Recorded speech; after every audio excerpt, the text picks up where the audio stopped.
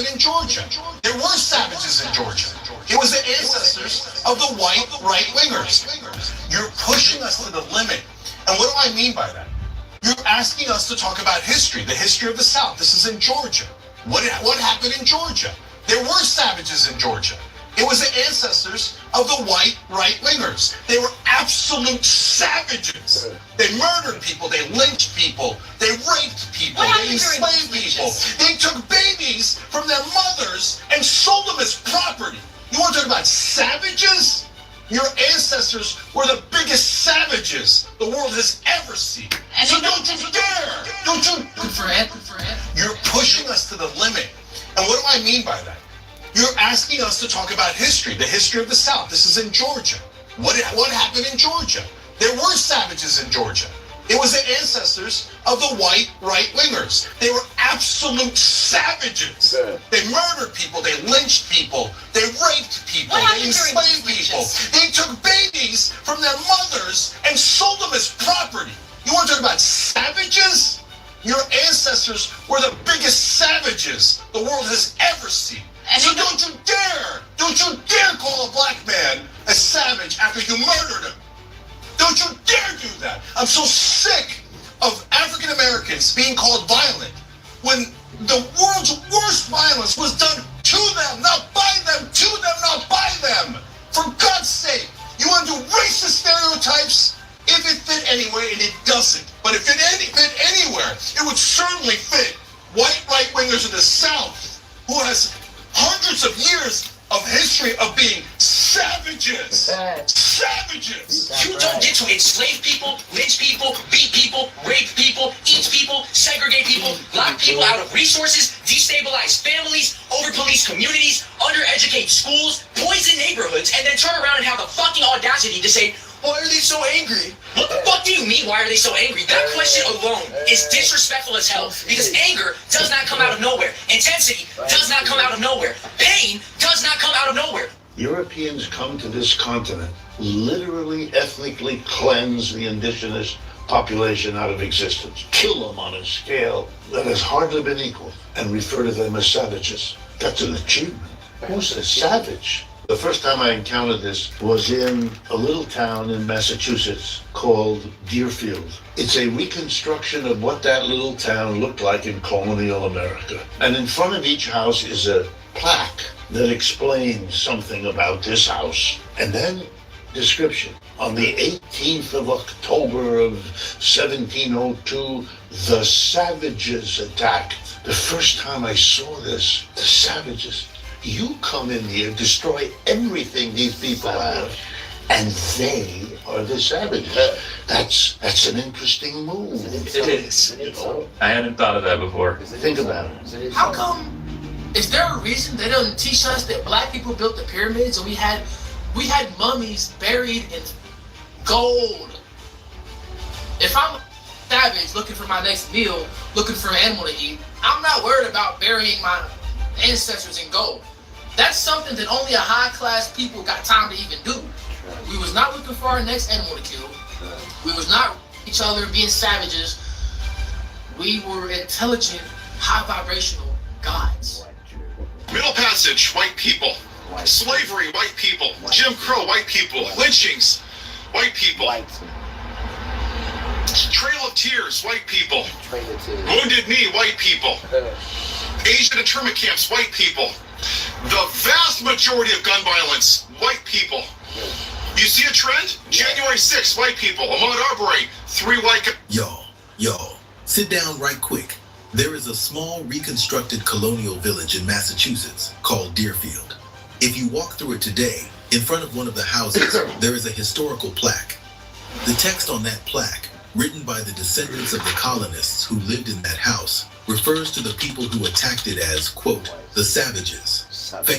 This is a message not for the media or any member of the public, but Sarah, whatever's caused you to leave home, if it's something I've done or not done or... Family.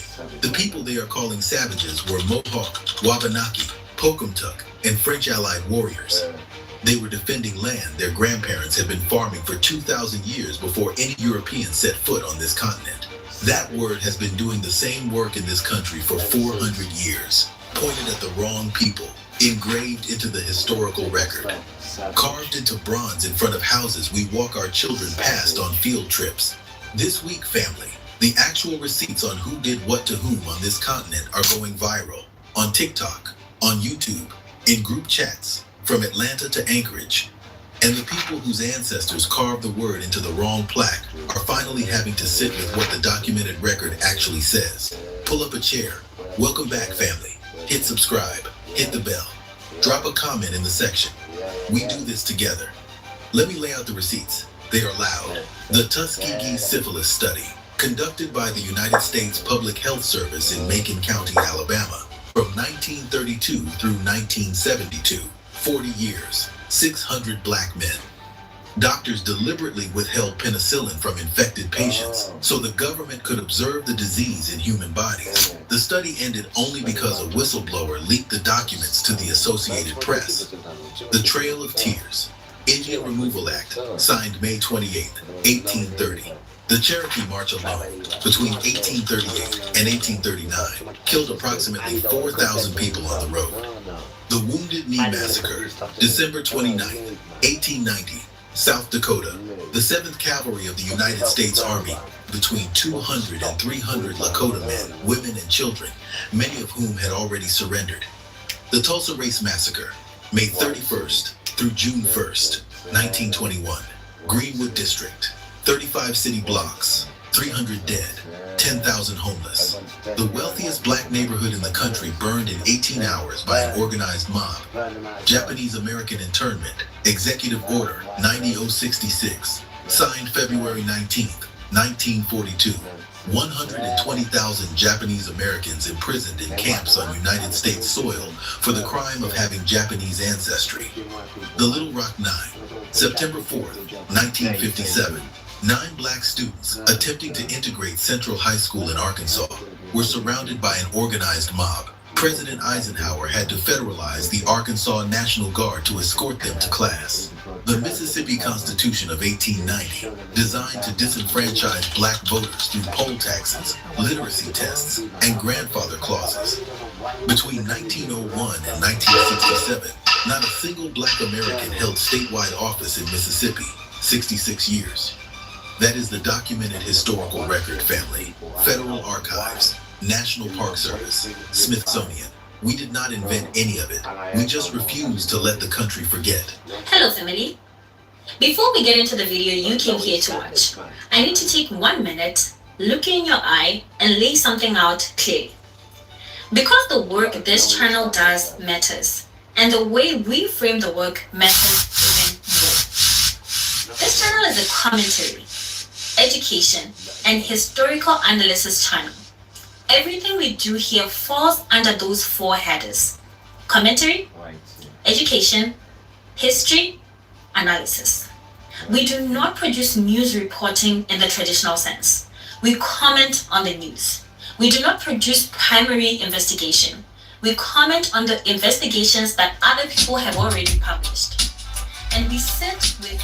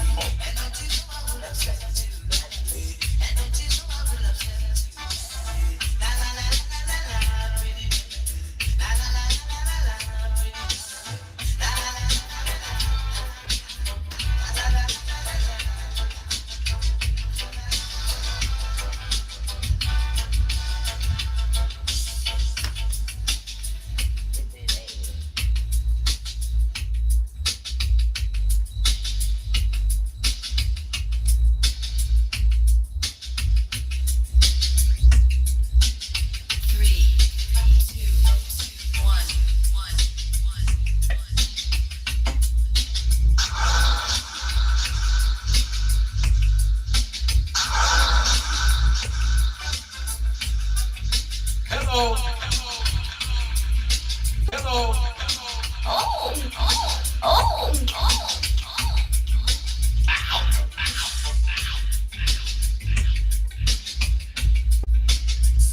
DJ. Super DJ. Yeah, I like that.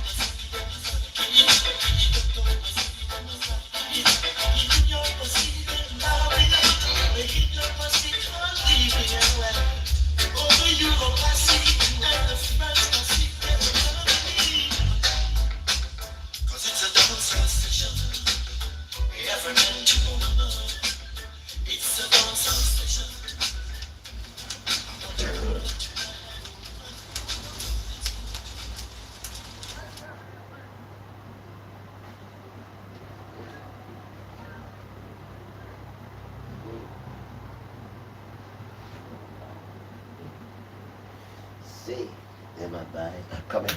In my body, I come to see. I love you together now. Come here. Please don't. In my body, I come. No more frequent trips to the dentist and expensive orthodontic treatments. This full mouth fitting dental care kit easily solves all kinds of dental problems. Developed over 5 years. This is how it went. You know these tariffs that Donald Trump is putting on these other countries? Well, they're actually a good thing for the American consumer. And this is how it's going. You know, I've been hearing all these people complaining about prices not going down since Donald Trump became president. So I thought I'd go make a video at Walmart yesterday to show y'all how prices have come down. Guess what I found? $2.50 for a fucking cookie. I mean, I used to get a whole package of Chip Ahoy cookies for that price. $8.24 for a gallon of bleach. Yeah, prices ain't went down. This man straight up went to Walmart in order to fact check liberals because we have been stating. I was a company though.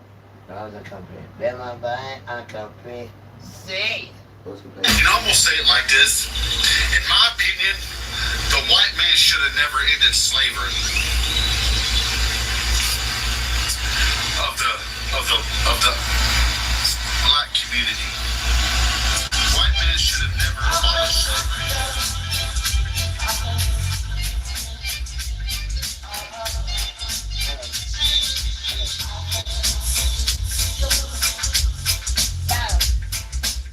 No, listen to white man. I want you to listen to a white man here. Listen to the boringness of white man boy here. You can almost say it like this. In my opinion, the white man should have never ended slavery. Of the black community. White man should have never abolished slavery. Because once they were free, look how much your shit's gotten out of hand. Let slavery come back tomorrow. Well, they don't want us in their little areas and all that shit. Ain't that funny? They don't want us in their neighborhood. When they own us, we was in their house.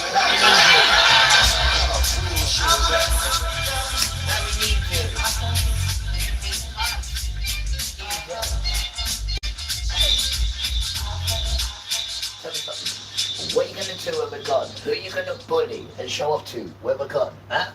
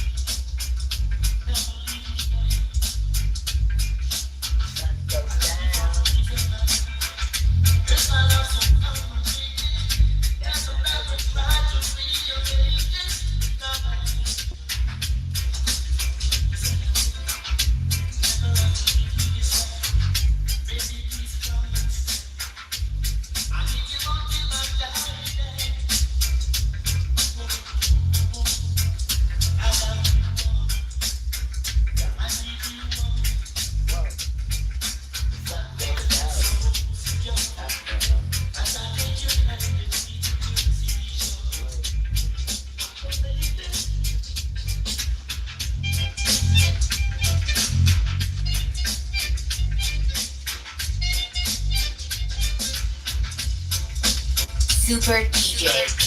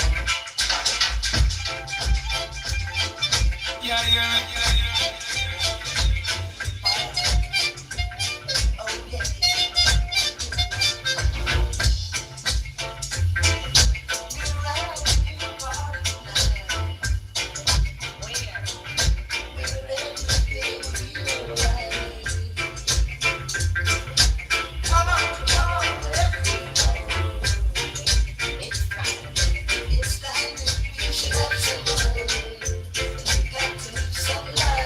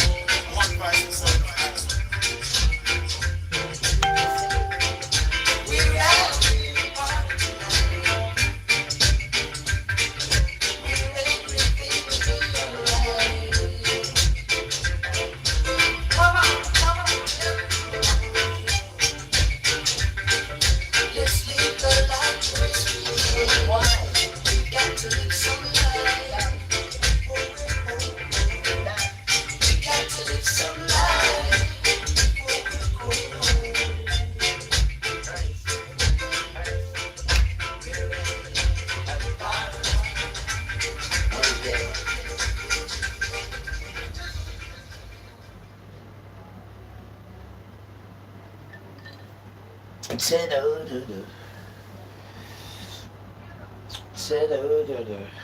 party tonight. Oh, that's a real name.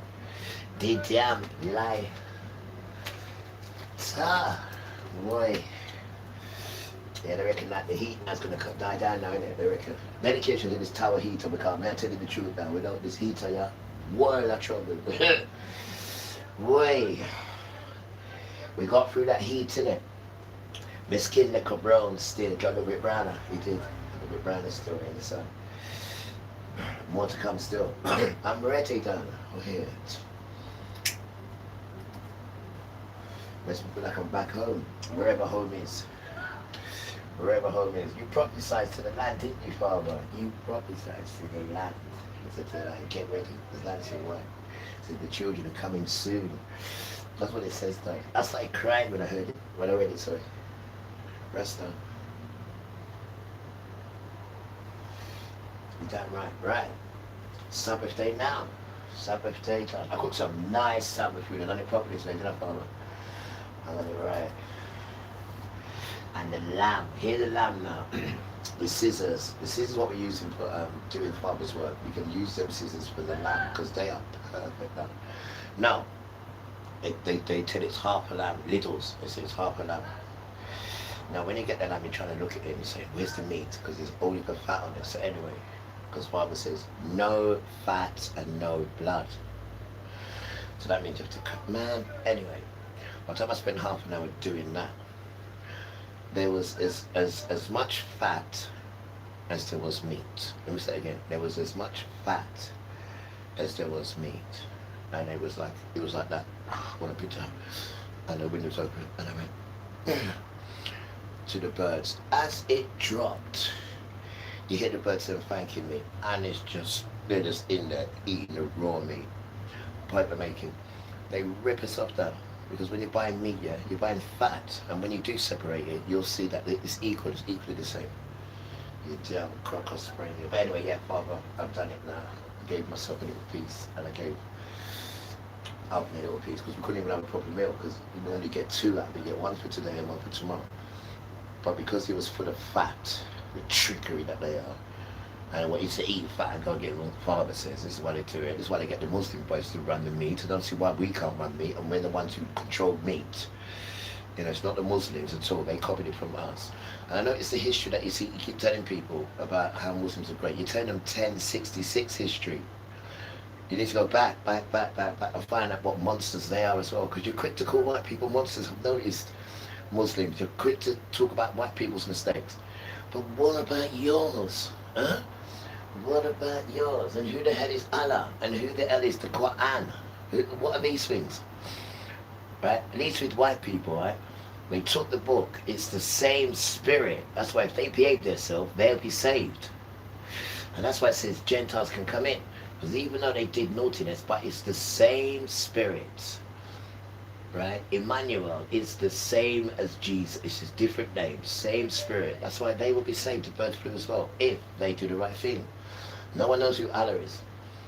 No one knows who the Quran is. These things are made up by man's hands. Now this book what the Christians have got, and this book that we've got, it's not made up by, it's made by apostles, you damn tramp. And Father's saying, sit down, let me tell you this. You damn tramp. So you know you control this, you have to make up your own version. It's just nonsense. That would get you killed. That would get you killed. Because on the last page, right, Revelation 22, it tells you don't do that. Because I'll put all disease and infection on you and your children. And when you look up, man, that's what you're seeing. You damn tramp. But if you behave yourself, we can take it out of you. But you better hurry up, man. Time's running out, though. Time's running out. And you know what this lesson taught you? This lesson taught you to stay in the north. Because your children can't go to school, can they? Because it's too hot. These children are north children, they're not south children. So I hope you learnt that lesson, to stay in your quarters, because when the sun comes to check if you're in your right quarters and you're not, it burns and kills you. Didn't know them laws, did you? I'm teaching you them laws, you tramp. About Nick, not God, it was Black Master, sorry grandma. I bet you wish you had it now, didn't you? It left you because you kept abusing the children. You damn tramp.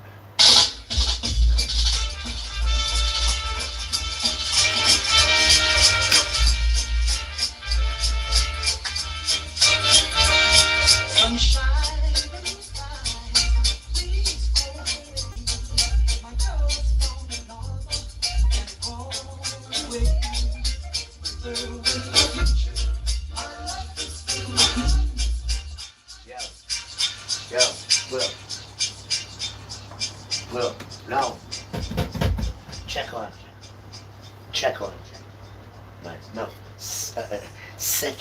Christianity. I want you to listen, the sons and the Pope. I want you to listen to this. Go and get yourself a Bible now, right? I do apologize. You took this out of the Bible. Go and get yourself your phone. I want to show you something. This is nothing to do with no white people. This is to do with you sons, right? This is for you. This is called Jubilees. Chapter 23. That's for you. Go and have a look at that. Go and have a look at that, you little tramp. That's what you white top clergies and you white Christianities. Go and read that. Jubilees 23.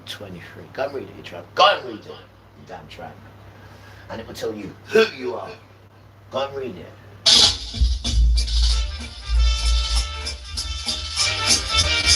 Jubilees, chapter 23, verse 23. Go and read it. Right?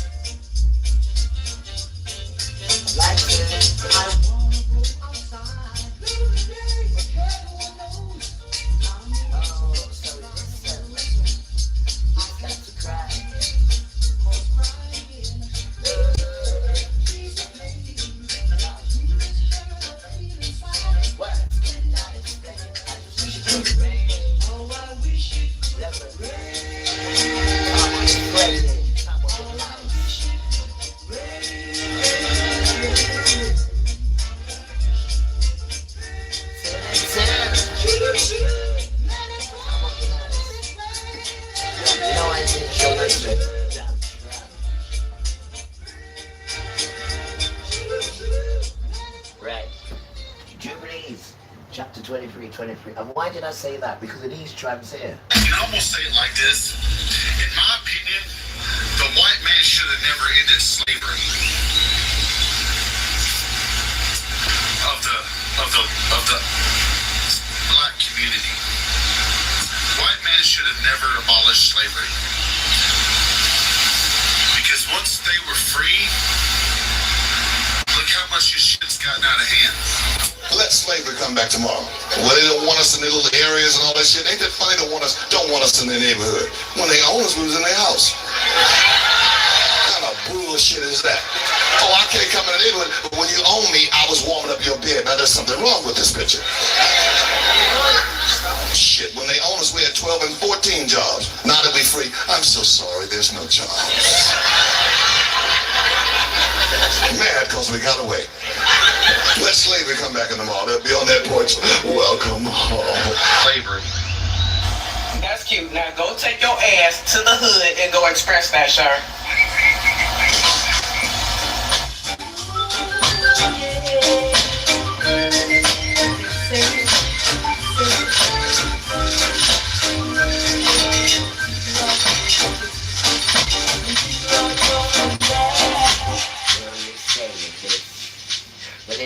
really a fact.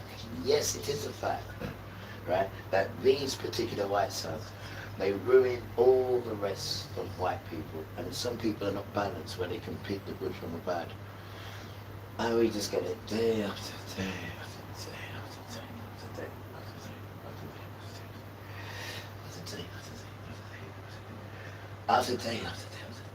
You need to ask yourself, what is wrong with you? What is it that you see in us that you just, oh yeah, because you're not us, are you? You're not us, but you're a lord and you're a sir, and you've got everyone's wealth. So why are you still concentrating on the real sons? Huh? Why you can't, you take all the sons riches, sorry, what it was given to you, but you still can't get the son. What is it you're speaking? It's what's inside. It's this, it's this, between us and you. This. Not the riches. We are the riches. We are the wealth. But you have to get this right. Then that comes to you. And then you've got to know how to give it to people. Not to have it and say, oh, look at me, you damn tramp. Oi! Get this right first.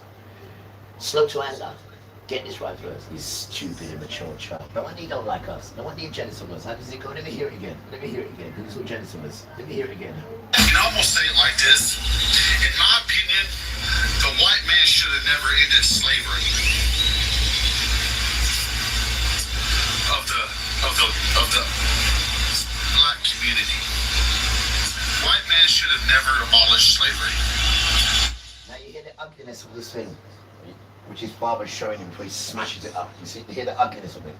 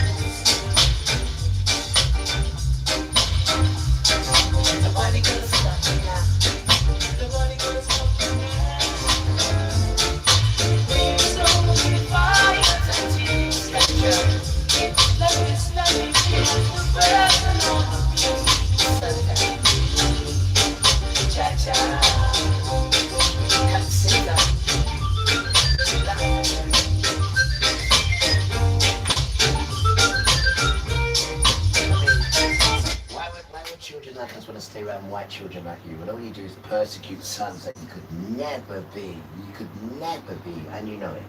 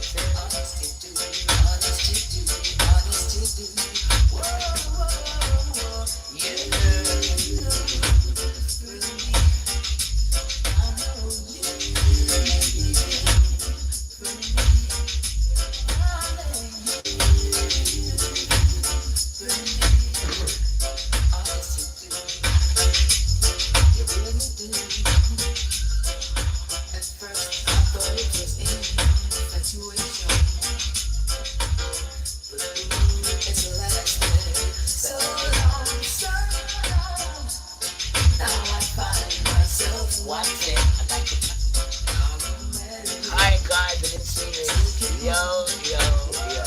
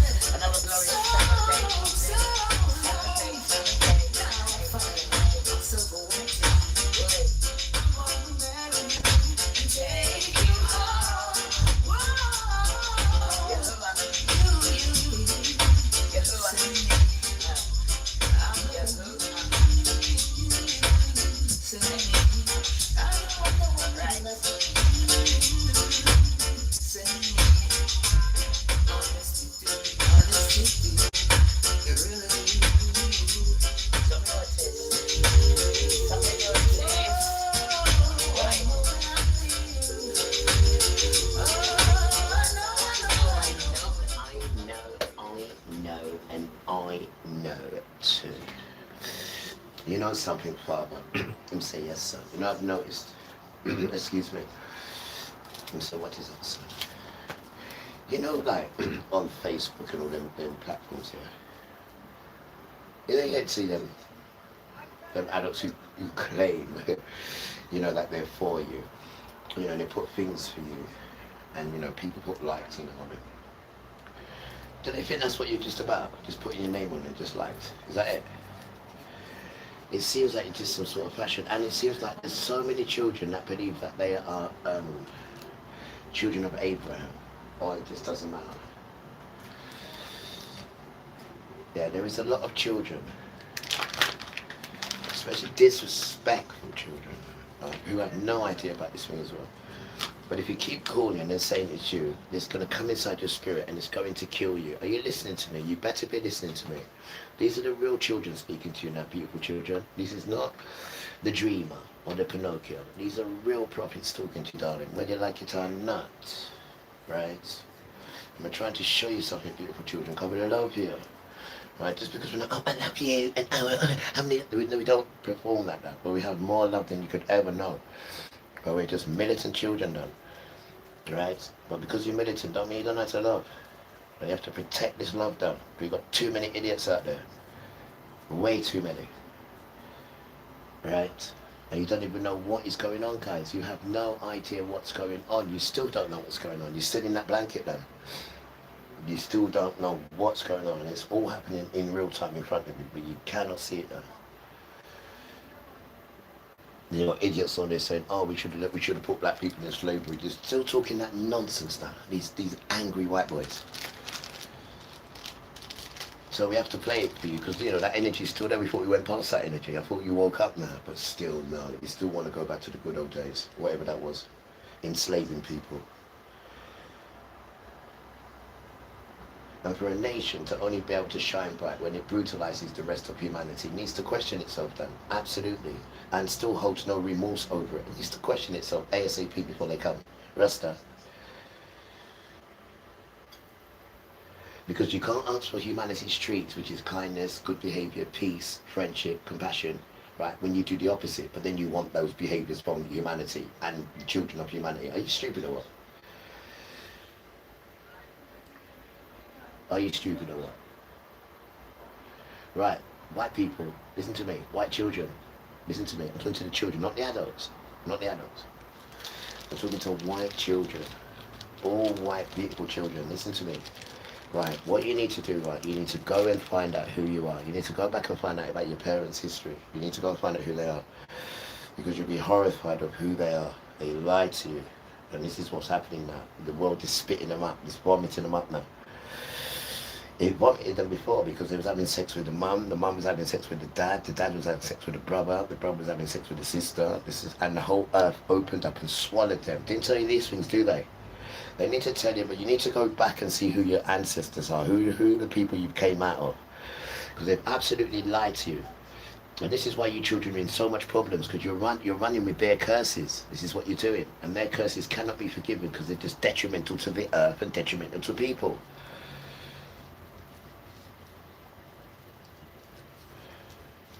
And they're just getting it ready, guys, for them to come out from the sky. You stay there. This is not what they created the world for you lot to run around and do whatever you want, whenever you want. And see women getting brutalized, see children getting rapalized, and seeing grown-up adults getting pushed past and going in their houses and telling them to do stuff. Nah, you're mad. You're mad. Now you don't even stick up for elders, you're mad. You had your test and you failed it. It's all right. The kids are here. We can take care of everything now. We've got father now. We don't need you now. You failed your test. Because when we was kids, grandma and grandpa looked after us. You forgot that, didn't you? So it says once a man, twice a child. So when grandma was a young girl, she was all right. She looked out for you. But when grandma becomes an elderly man, it goes once a man, twice a child. Every little thing is for a while. You forgot about all that, didn't you? Yeah, you didn't have no oral tradition. Right? Because you don't do grandma, grandpa. Well, if you did grandma, grandpa, you'd have the oral tradition. If you had an emperor and an empress, your economy, or should I say your monarch, might be a bit more real. I mean, they couldn't do emperor and empress. Too high. It's too high for them. That energy of that, too high. Couldn't even do the king. You failed on that. And got yourself cancer. And what other people, which one? Yeah, because you cheated on your wife, you stupid son. And marriage is Hebrew, and a bill of certificate, all that stuff comes from Hebrew.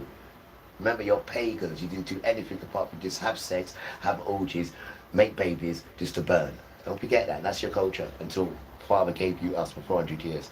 And we had the book in our hand when he gave you us. And then you took the book and changed it. And King James is the witness to that, because King James is a black man and he's over there in the corner in his kingly character throne, on his throne. And it says there, he wrote it, 56 scholars of it. It's his book. Right? And he was king of this country, England. He was king of France, and he was king of Ireland. And the bell rings as well. And his date of birth is 1566 to 1625. But what these tramps have done, have taken up his face and put a white man's face on there, and taken the Bible and changed it up. The only difference with that is it's the same spirit. They couldn't change the spirit. And this is why your children and everybody's suffering, guys, because they've sold you a lie.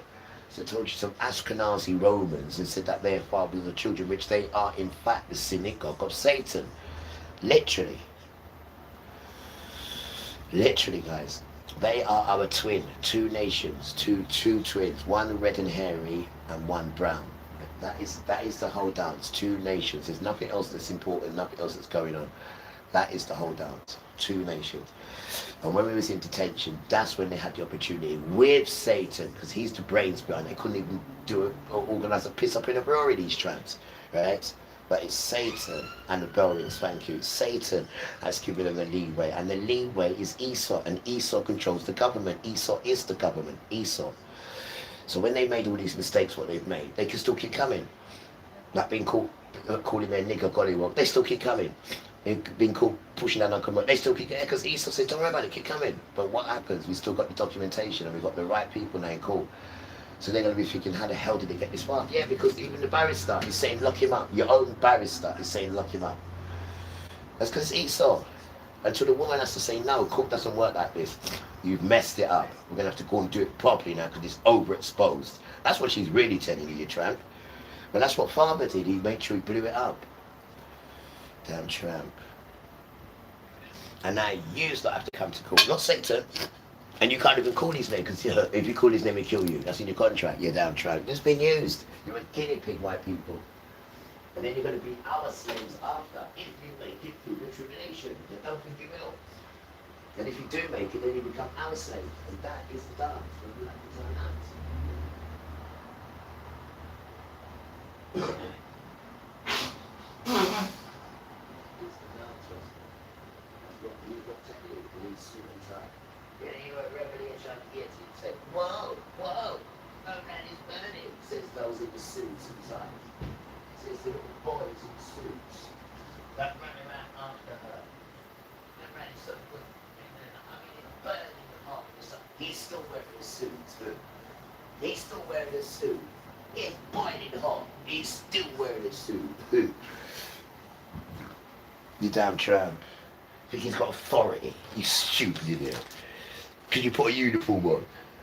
And they say, right, we keep the law. What law can you keep when you've pillaged? You've pillaged, killed, raped, murdered people that was on the land and put yourself there. Then say, right, you're not allowed to do this and you're not allowed to do it. That's hypocritical. For a mass murderer and a mass rapist to now come and tell people how to live. That's like the rapist of a child said, I'm not a paedophile no more. Give me your child to look after. I am not a paedophile no more. And then we give him the child. No, but he said he's not a paedophile no more. So we give him the child. And that's the same thing being in a system that pillaged, raped, murdered, killed everybody that was here. And then they put themselves in and say, right, we can't do this and we can't do that. Oh man, Rasta. I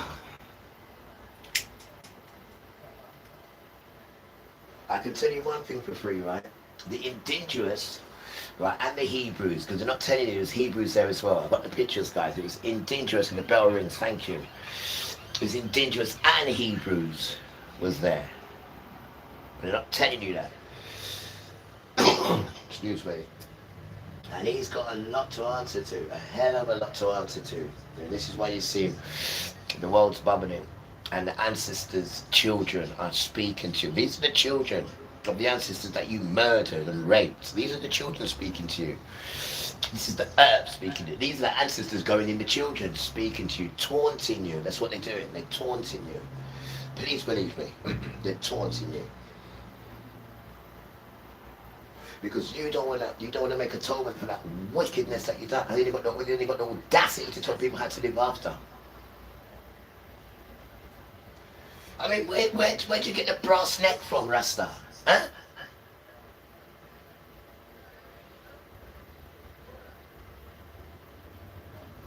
So, Father is going to give you a good lesson in this shepherd and the sheep himself. I gave you the sheep for 400 years. Now look at the sheep. One is an addict. One is an alcoholic. This sheep is way over there. This sheep's got cancer. This sheep over here wants to be gay. This one over here is taking tablets to have an operation. Did I tell you to let the sheep wander? Huh? Didn't I tell you to feed the sheep? But what you've done, man, you've taken the food for the sheep and you've fattened yourself with it. It's all right. Father is coming now to gather the sheep and bring them to the land He's already prophesied. The lad's getting himself ready. And then he says he's going to come back now for the shepherd to do. Woe to the shepherd who didn't look after the sheep, right? And he says all sickness, right, and all addiction, what they've got. What do you think he's going to do? Do you think he's going to say, right, because you got this, you got that, we don't want to know you. Quiet, try. All addiction, all sickness. He says, I take it all out of them because I put it in them. And I'm going to give them a fresh start. And then when they mesh up on the fresh start, then they can say, it's true, Father, do what you need to do with me. Right? Because this thing is set up because of damn Adam, right? From Adam, the Father separated themselves from man, right? And put a curse on man. So we're doomed. And then you got Satan and his children, you know, showing you the opposite of good. So we're doomed. We're doomed. And the Father knows that, so he's not looking for no one perfect.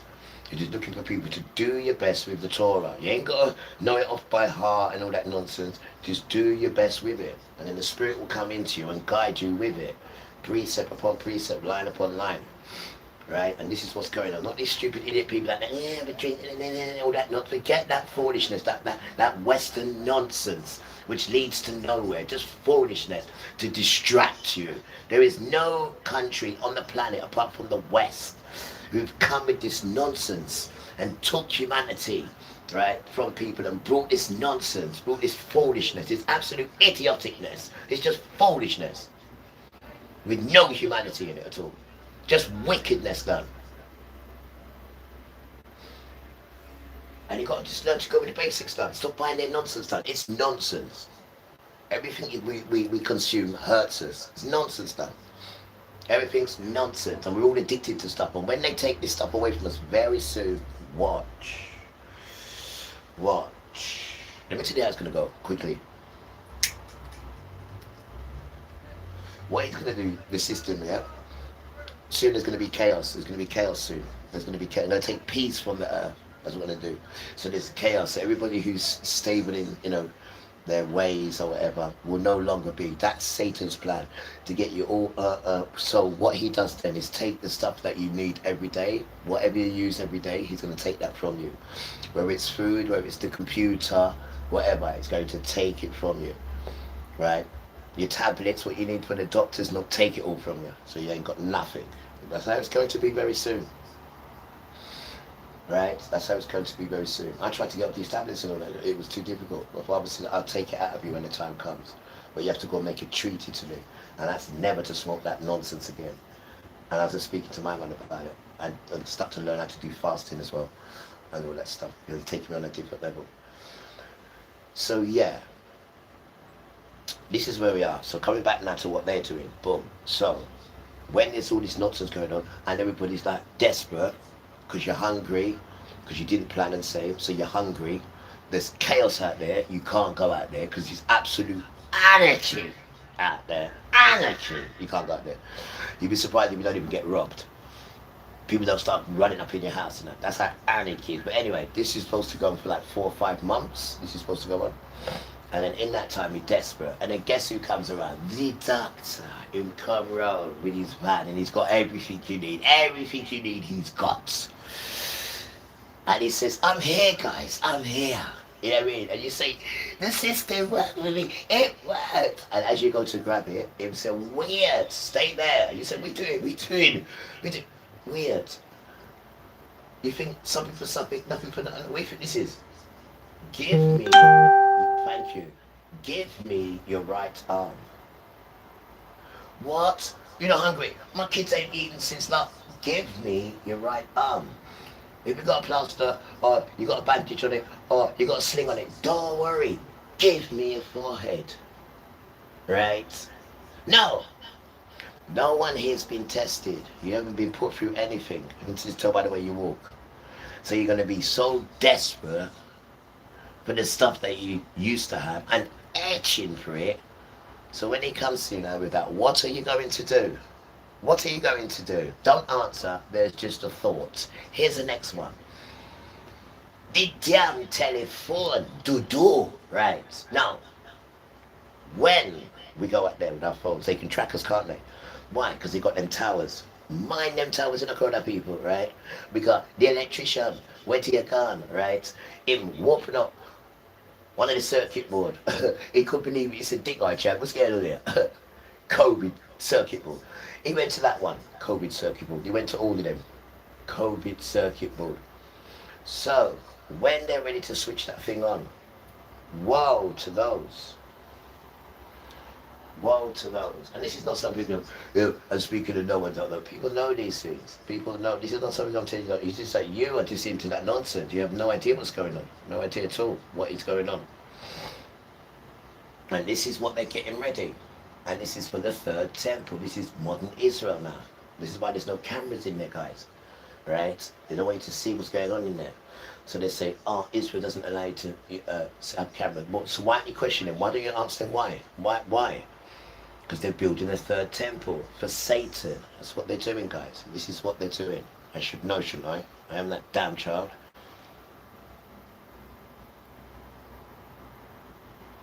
But I don't know how the sequence goes. When do we get taken up? I don't know if we stay or I don't know how the sequence, how we get taken up. I don't know. I don't know if we stay in when all that nonsense goes, because they're getting it ready for the 3.5 or the 7 years.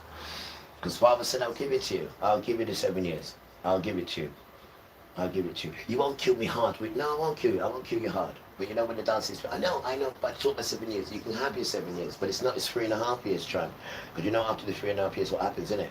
Then the earth turns on you. Don't forget that.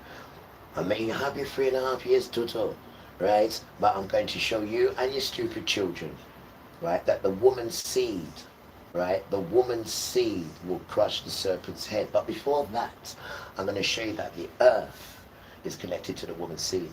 Now remember what you do, right? You take the 13 months and turn it into 12, right? And take the 28 days span from the months and take it from the woman, from the connection, and left it open for one witch woman, for all these witches, which is February. That's what her name is. And it's the only one day he left open, which has got 28 days in it. And 28 day cycles between the woman and the earth. And they've left it open for one witch, and then they celebrate that witch on what day? February the 14th. Wake up, man. These are demons you are celebrating. So when you open yourself up to that and give your wife something on that day, you're bringing in them spirits that are coming into you. Even if you don't know it, you're celebrating their dance. So you're coming into it. You're in a pagan dance, guys. You're in a pagan dance. And then you want to come and mix your paganness now with Hebrew stuff.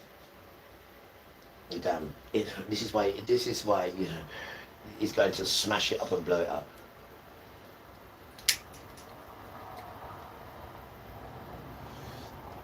Because you articulate this line so good, and we're just starting to learn that because Father's revealing it. So there's no way we would have known all this, and there's only Hebrew children know these things. Because all you go far back is Palestine. You think Palestine are us? How can Palestine be us? When Joel 3 says, "I'm smashing you up now," as it speaks. And it tells you what you did to my children. So how can it be them when it's telling you what you did to its children, and now I'm making dogs have sex with your children's son? So how can it be them, you stupid idiot? There's anything to keep your lie afloat, and that's what's going to get you killed, guys. That's what's going to get you killed. Listening to that white lie because you're comfortable in it, because you get scraps of them. You're a joke, then, when you're worth much more than scraps. They're the ones who are at the back. Do you know what line they come in? These sons, they come in a line of a widow, the fatherless, the crippled, then the foreigner. And he's known as the foreigner. He's known as the alien, right? He's known as the heathen. He's known as the Gentile. These are the names you're known as in the book. There's no such thing as white in the book, guys. He only come up with that when Father gave us to him, to then put him in the game. But like I said, he comes under the names of a widow, fatherless, a disabled, crippled to help, and then he comes the fatherless. No, I do apologize. The foreigner, the stranger. If you've got a stranger in your house, make sure you look after him. If you've got the foreigner in your house, make sure he's circumcised. Right? That's how low he is in this thing, guys. This boy, this fool, this idiot. And Father's going to put him right at the front and smack his bum and show you how much of an idiot he is, and then he's going to go back right into women, like he always does. But this time he's not going to beat you up or kill you. He's going to come to you like the little boy that he is and ask you for help. And there ain't nothing wrong with you going back to the beginning and starting again, you damn tramp.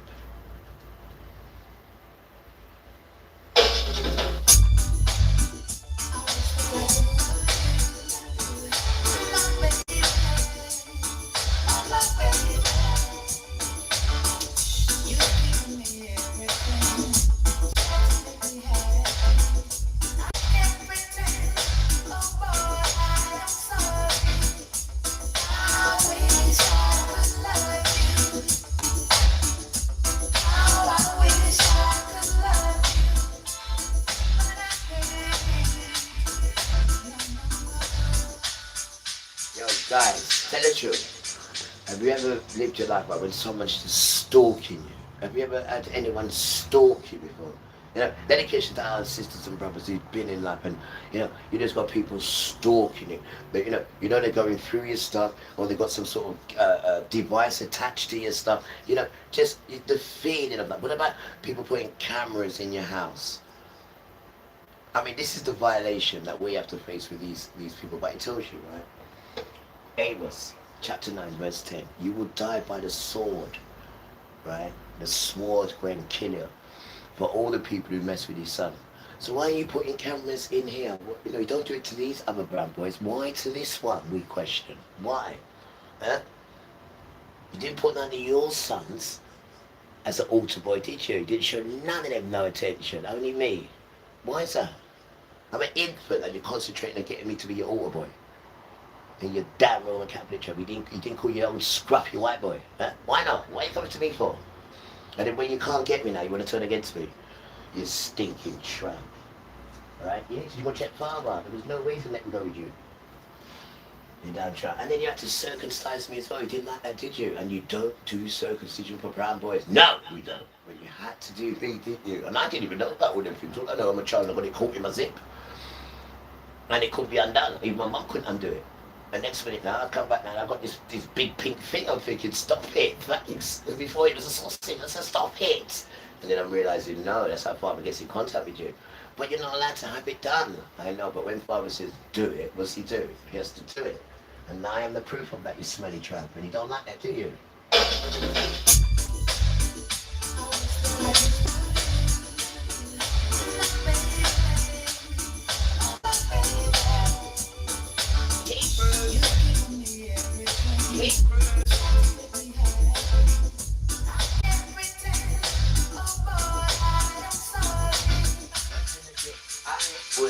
Hate to be you, bro. We are telling the truth. Once I see the lion wagging his tail, I would hate to be you.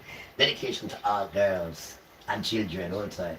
Grandma, grandpa, disabled and crippled. Dedication to all carers, because without the carers, where would we be? And you make sure you don't show no interest in carers, didn't you? Because you don't want no one caring for no one. Right? And that's Esau. That's not so much the white people. If you just stop getting away from Esau, get back to the 70s and get back to your flipping humanity, you'll be alright, man. And the good thing about you, lot, is you've got the book. Yes, you've changed the name, but the spirit is still the same. This is why it talks about me and you a lot in there. Don't talk about the others, because you can be saved, on. Even though you changed the names, right? They're forgiven. These people lynch their own, they hanged their own king, and they still want these children. They're very forgiving, because they know there's a lot of people making you do these things. Because that's all they're showing you and driving you to do it subtly. So people don't bear understanding. Even I do a lot of bad things. I've done a lot of naughty things. Right? But don't beat yourself up over it, because the system makes you do these things. And Satan, and Esau, and the damn Adam as well, and the damn Eve. Ja.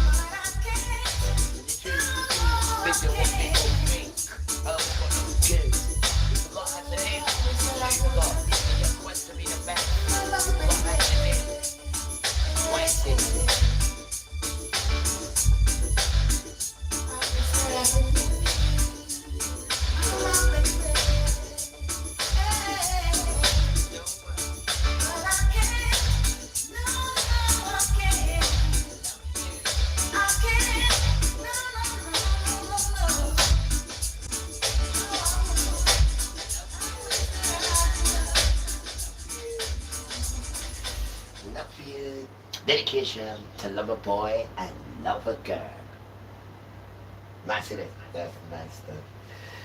Boy, I think tonight I get a nice night tonight. Because that damn heat, may I tell you the truth, right?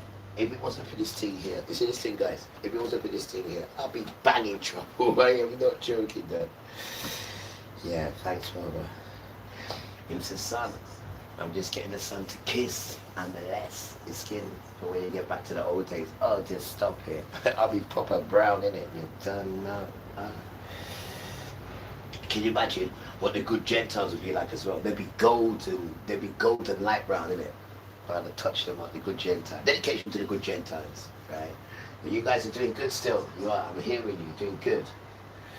You're doing good, right? Because your parents won't do what they're supposed to have done. They've left it to you. Now you have to do it. Why? Because you can't pass that on to your children. Because all it's doing is getting passed on. Right? So we are the generation to sort it out. And we're not sorting it out with fists and... No, not allowed to. I will curse you. I know. I'm just saying. No, that's not how you do it. No, it isn't at all. No. It's not how you do it. That's how they done it. We don't do it like that. We're going to finish it and complete it. We're going to find a solution, because there is a solution, which is Yahuwah and Emmanuel, and just to forget it, and just to move on now. We are the different children of that nonsense. But they keep using it to build their system, because when you smash that down, the system smashes down. And then it gets built properly on humanity, on merit, on how it's supposed to be built. Not on these sons. Not on these sons at all. And then they're going to come back to women politely, because they cannot do anything. They're just whatless. And when you take away all the toys, then they have to go back to humanity, because they have to eat.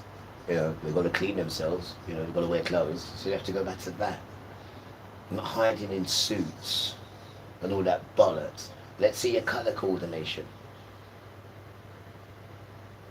That was going to bring you right back to humanity, because you've been hiding and showing up in people's wealth, right? Nobody doesn't need you, right? No one don't need you to distribute people's money. No one doesn't need you at all. What Father's doing is dismantling you to bring you all back on a normal level, because you don't even believe that there's a God of Israel. You don't even believe anything. All you believe about is yourself and your damn belly and what you're getting. And this is what the world teaches you. Flesh, flesh, flesh. The lust of flesh. The flesh. I want this. Flesh. They don't even know you got something inside you. They don't know this at all. You just lost Western people. Lost. And I've lived it all my life. And I'm so glad I never got lost in that nonsense at all. You just lost. You don't even know what real life is, guys. And that's quite sad. Because a lot of you have got good hearts. And even if Father does bring you, right, you're not just leaving here and going to heaven. That's just white man foolishness, right? You're going to the woods. You're going camping, right? Last time we went camping, we was there for 40 years. 40 years, right? Because people couldn't behave themselves. And we know many will be called, but only a few will be chosen. Again, many will be called, but only a few will be chosen, because you still got this life in you. So when he called you now, you're in a tent, and it's a completely different way of living. What are you going to do? Oh, I want to go back there. When he hears that, it just kills you straight away, because there's nothing to go back to. It's all smashed up. It's all smashed up.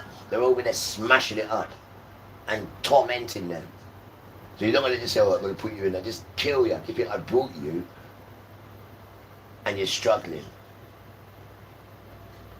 And then when you pass the struggle, then he says, right. And you're thinking, oh, this is hard. He says, be quiet. Now, watch what I'm going to do. I'm going to take out that stupid heart, and I'm going to give you my heart. War is done. And I'm going to give you my spirit. And I'm going to give you my soul. Why? So, all you have to do is try, because you're going to change that spirits anyway. All you got to do is try. That's all you got to do, done. And stop listening to these stupid white boys who don't know what they're talking about when it comes to this thing. Muslims as well. Right? These are preacher sons, done. Right? When you're doing this thing, you've got to see the behavior, guys. You can't just have the words. It's got to show you this behavior, and got to show you this Kodesh spirit, done. You've got to stop it. You've got to be able to pull things out of the sky as well, done. Right? These are idiot sons. And Father's coming now, and so is Yeshua. And they're coming to beat you up, and they're not coming in, they're coming to beat you up, man. Are you listening to me?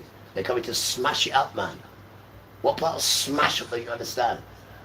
Remember this. The great noise. Remember that. The great noise. Really? Okay, he said as well. Day 5. Lefarian. The sea monster. There's another 3 months since he's got set there. There's so much things he's got for you. The birds as well. Oh yeah. They got a curse on them, right? To eat flesh, right? Until your belly full. And to drink blood until you're drunk. That's the curse of the bird. And something coming down upon you is very hard to fight. We're not talking one, we're talking an army of them. We're talking an army. An army, just war. You have no idea what he's got planned for you guys. No idea. At all. No idea. And I'm not joking. I'm being deadly serious. I've been trying to tell you something. To go back to the beginning and take the poo of Jesus, Emmanuel. So don't call him Jesus neither, because he won't answer you to that. There's no power in that name. There's power in Hebrew names. When you say the Hebrew names, the earth trembles. Because the earth was built on let there be light. In Hebrew. You can't say that in English. Nothing will come out. Nothing will fruition. You got to say it in Hebrew, and then it will fruition. Right? So when you're saying his name, you got to say it in Hebrew, and then it will come to you. How about making sense, guys? This is serious. They tell you these booger wagger names, so you don't get connected. They tell you not to read the Torah, again, so you don't get connected. That Torah is for your spirit in here, right? They tell you don't get connected to you and put shit on it, because Jesus is connected with you in here. So what they're doing is stopping your access from here, and these are the axes, is how they come through. These ways here, what they're telling you not to do. They know exactly what they're doing, these little tramps. Spiritually. It's spiritual warfare we're dealing with. We're not dealing with no flesh and all that nonsense. We gave all that nonsense away. We've got receipts for that. It's not that dance. Right? It's principalities and ruling spirits now. That's the dance. Right? Now we walk by the covenant, like we keep telling you now. But you know what happened? I see it. You know the covenant. Let me see it quickly. You know when you took the covenant, you know what happened? Every time you took the covenant and we left it in there, what happened? What happened? You brought it back quick, didn't you? Because bad things kept happening. Bad things. 7 different people stole it. And 7 different people brought it back with offerings and gifts as well. I just see it today. I said, wow. So, Vatican. The time's not ready yet. But I didn't know, Father, it can put a curse on that. And it can mad you up. I didn't know that. And smash up your gods. Because last one, it smashed your god out. When you went there, your god was smashed on the floor. The stone god that you had. Mashed on the floor, completely smashed up with its hands like that. He took the stone hands up and put one there and put one. Dangerous. And when you come in the morning, you saw it there. And with the head in the middle. And the Ark of the Covenant in gold just standing next to it. Dangerous, Dan. Dangerous, Father. And you got frightened, didn't you? Yeah, you damn right you're frightened. But you got frightened back there as well. You damn right you should be frightened. It's a spiritual warfare, man. It's completely different, man. You got nothing to do with weaponry and all that nonsense, done. Yeah, he's got arm himself up to the teeth because he's a little boy with a little willy. He's a little boy, and he's gonna get hurt, bro. Remember, father sees you as a foreigner that hangs around with the widow. You're in the same level as her, right? And the fatherless, you're in that level. The damn tramp. The father says, when you see him, help him, the foreigner, the stranger, the heathen, right? Don't say anything about him being a king, or him being one of the man or apostle or anything like that, or being a preacher. No, sir, no, not at all, not at all. Don't try and disrespect this team now. Don't you dare, not this. You can go along with all your nonsense, yeah. Not Yahuwah's thing, not this thing, not Hebrew. And nobody don't even know about Hebrew. Why is that when everybody's a Hebrew? These white people are beautiful children of Japheth. These African children are beautiful children of Ham. And us are beautiful children of Shem. Why doesn't the world know these things? Why not? Why? Why do I have to keep on showing the world these things? Huh? Why? You damn tramp. Right, guys, this is the world, yeah? This is 3. This is where father gave Europeans. You can see it says Europe and it says Japheth. See it? That's what father gave them, the top part, the cold part, right? Now, you see here, father gave this to Ham, this part of the earth. Now you see the center, the middle, the south. What does it say? Shem. Where all the oil is, where Iran is now and all that. No, they're desert boys. Not meant to be there. This is what father's coming back on. This is us. This is you guys. And this is Africa. He doesn't know anyone else though. Right? That is it. Beautiful children. Don't make them fool you. Sorry. Yeah, hi. Do you wanna before I... No, I'm cool, bro. Alright, bro. You alright? I'm good. Yeah. You look red. Thank you. You look red. Good leave. I'm so happy. Nice. Friends, you, yeah. Yeah, up until tomorrow, yeah. We're gonna do a Jesus meeting tomorrow, yeah. We're gonna do it. We're gonna do a Yoshua and Emmanuel. Yes, we do one tomorrow. We will. Yeah, we haven't done one for a while. Right, where we get the British. Want some British news? Right. Yo. In all of the confusion and in all of the and in all of the well, at the end of the day, we need to remember, right, we are all lost children. That's all we are. And we're not grown-ups because we don't know anything to be grown up. This thing hasn't shown us anything apart from to separate ourselves from each other and go against each other because you look like that, you're that colour, you ain't got the clothes on that I like, you got braces, you got spot. This is just nonsense. It's just absolutely nonsense because when you get to know people, you know you're actually warm with them when you take away all that nonsense and just go for their spirit. But the system teaches you not to be like that, this damn system. Right, and the system doesn't control us. We control ourselves with Yahuwah. And this is why we struggle. Brown children are in a law. They just don't understand that. They can't do what they want to do. But you're in a law as well, guys. You're in a law as well. You're in a law of the earth, which is the ground and the sky, right? Which is truth, the sky. And the ground is true. And when you do that, they envelope you in it. It's written there in book 1, Exodus. Also, when you do unrighteousness, then you perish in it. The earth will perish you in it. Because it doesn't do it. It does truth. So when you do truth, that and that, you glide in it. Because you're doing what it says to do. Truth. It's built on truth. It's not built on what they're trying to do it. This is why the earth is going to turn on them when the children come out. When they take the children out, when they're taken up, which they're trying to say is rapture, we're going to be raptured the 28th of September. You're still here. So you're lying to people. People are selling their homes. People are getting rid of their jobs because they genuinely believe in the nonsense you're telling them. And then after they realize they're not going, they're deflated. And then they're still in that religion. You cannot be a glutton for punishment now. Because when you came out your mother's warm womb, you didn't come out there with nobody. You came out on your own. Right? And the church is your house. This is the church here. You need to be staying at home. You don't need to be going out there no more. There's nothing out there for what's coming. You need to be staying at home and treat your house like camping, because everything's going to be shut off soon, guys.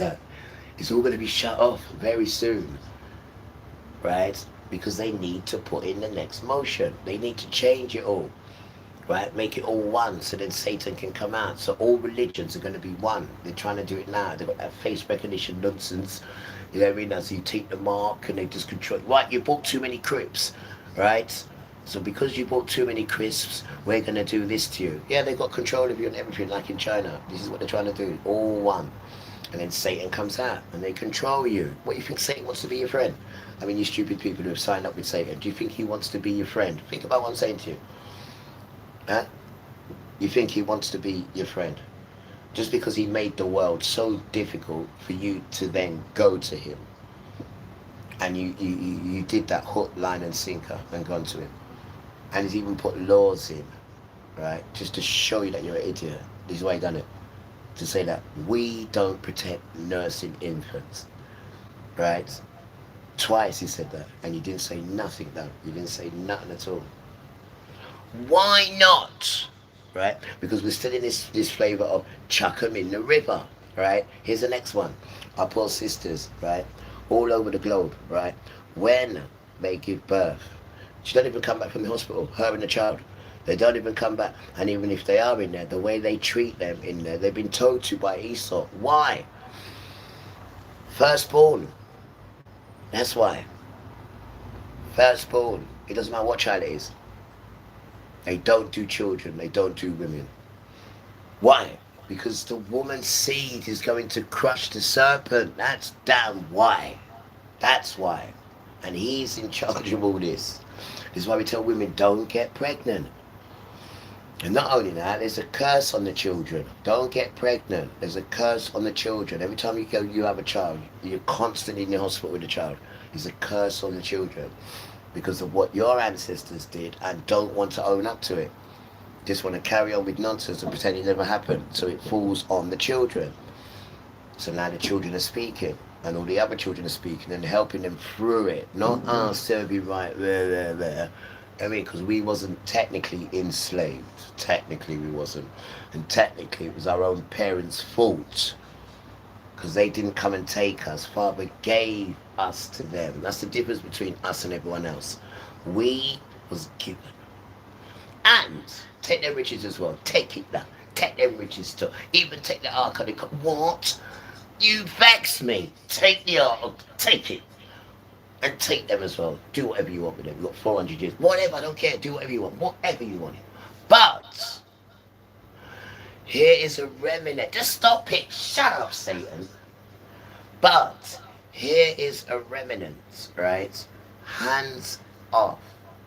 All these children will go through is long suffering and hardship. Nothing else. This is mine. Hands off. So Satan said, right, I can't do nothing to them, but what I can do, I can get other people to do it. You're just like Baal, that sex pest. Father said to Baal, same thing. Come here. If you say one word about my children, even one bad word, I will instantly put something in you and kill you. So him sit down and go home and he vex. This is Prophet Baal. He's a prophet still. Balaam, the one they call Lord, right? No, him sit down. What can I do then, man? Because I can't let these kids get away, man. I can't. I got it. If I get the women to be black prostitutes, because I know Father told that little favourite one of his, when he's building an altar, make sure there's no steps, so no one can't see up his altar. Right. So if we just get women to drop their brass hairs and get women to go on fruity, and then their boys do, and then have sex with them, then that will stop them from getting their riches. Right. And that's how Baal became Baal. And they called him Lord. That's how. He created all this sex stuff, not for use, for us. So we would go against Father and just booby. What about the Benny Hill? Just stop it. What about the PH3? The Samantha Fatoni. All right. That is why it was created, guys. to get these sons. And then in the end, one of our prophets killed him. This is why it says up here, guys, in Hebrew, Lord means Baal. See, you don't even know the story of nothing, because you know Hebrew. You don't know none of these stories or nothing. They don't tell you that. They tell you about whatever nonsense and Christopher Columbus and all these nonsense. All these white men that have conquered us. All they've done is stole. They've just gone and pillaged the land out. When fathers put people in places, you start to know where they shouldn't be. Is when the sun comes out. Because when the sun comes out now, you know where they shouldn't be. Because they start burning. And you think, well, you shouldn't be in this part. You should be up in the north.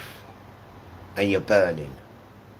Right? Because the earth is not for you at all. It's for indigenous children. You only came around a couple of 100 years ago with that nonsense. And now it's turning on you, and everybody is on you now for it. Because you brutalized humanity. And you still don't want to own up to it. You still don't. You're still trying to lie to people of who the real children are, just to make this white thing still carry on, Dad, and make Satan's thing still carry on. You damn tramp.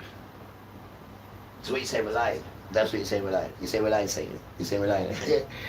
Why aren't you speaking no more, Satan? Why not? Remember, Father will take off your roof, you know, right? Because I know you're still there in your secret society, in your secret, but drinking your blood. What is it? Period blood. Ah, damn. What are you doing now? Having sex with camels and mammals. Just to please Satan. And the one that I hate is when you give the child as a burnt offering. That's the one that I hate. That's the one that I hate. That's the one that I hate. And you're going to die, guys. You're going to die for that behavior. Right? Because why the spirits keep getting me to speak about it? Because they're absolutely annoyed about it. They just cannot believe that grown people are killing babies, right? And nobody didn't ask you to burn it. It says that. And I didn't even ask them to burn children, you know. Or no, to put children in the fire. I didn't even ask him, not even their forefathers before that asked them, right? But them take it upon themselves because take my children and can put them in the fire, which is our people now doing it, our people, right? And you know who we learned this from? We learned it from Africans. We learned that stuff from Africans. Imagine that. And Africa, right, is Egypt. Egypt is Africa. Egypt, not Middle East. Egypt is Africa. Egypt. Egypt is Africa, guys. Egypt. There's no such thing as Middle East, Egypt. There's no such thing at all. No such thing. No such thing. If you go back and read the Bible, it will tell you. Right, Moses, his wife is an Egyptian. He took him from Africa. Africa. Everything is a lie, guys, just to make, you know, pale complexion and caramel pale complexion look like the sons. And Father's going to hurt them, guys. Why? Because the main thing is, right, you're lying to the children. He don't give a damn about you. Yeah, you can go over there and call yourself King Kong for all he cares. But it's the children, the flock that you're lying to. The flock. That's all he cares about. You know, when you open the nostril and you go, oh, that's him inside the children. They're his children. Doesn't matter what colour they are. Doesn't matter what they've done, neither. Because they're set up to do bad things. He's not watching that. He's not watching that. He's saying, in all that badness, you still can't find time to praise me. In all that badness, you still can't find time. And then when you start praising me, I can take you out of it. When you start devoting your time to me, and I can take you out of it now. You ain't even tried it because they make you not want to try it. Like it's something boring. Do I look like I'm being boring, for God's sake? Right? When you go to his thing, all that, I never do that. Never will you see me do that nonsense. And I do this. I don't do that. I do this. I don't do anything what them Satan children do at all. Not one thing, because they're taking the mick out of it. There is no love for Father in them tramps. But they want to take the riches, yeah, and take everything what you bring. No, there's no blessings there for you. You haven't got this penis done, you damn stinking smelly tramp. There is nothing spiritual in it for you. You're not a Hebrew child. There's no birthright or nothing there for you, you smelly tramp. You don't even come from any of the tribes. Egypt.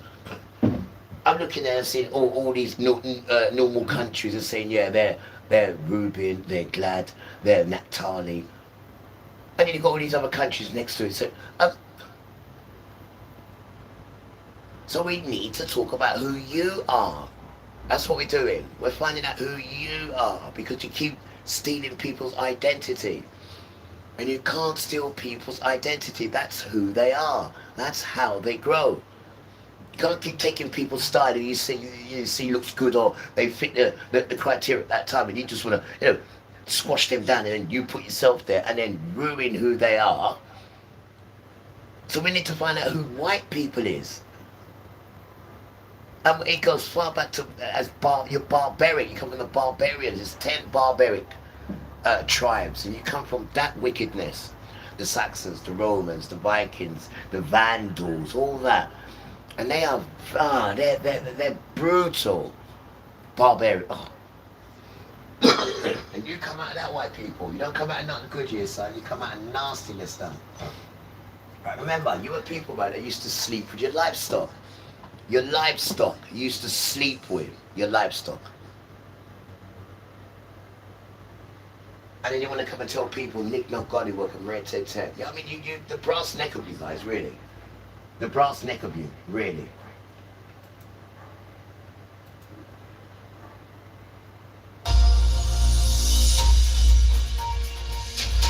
That's that.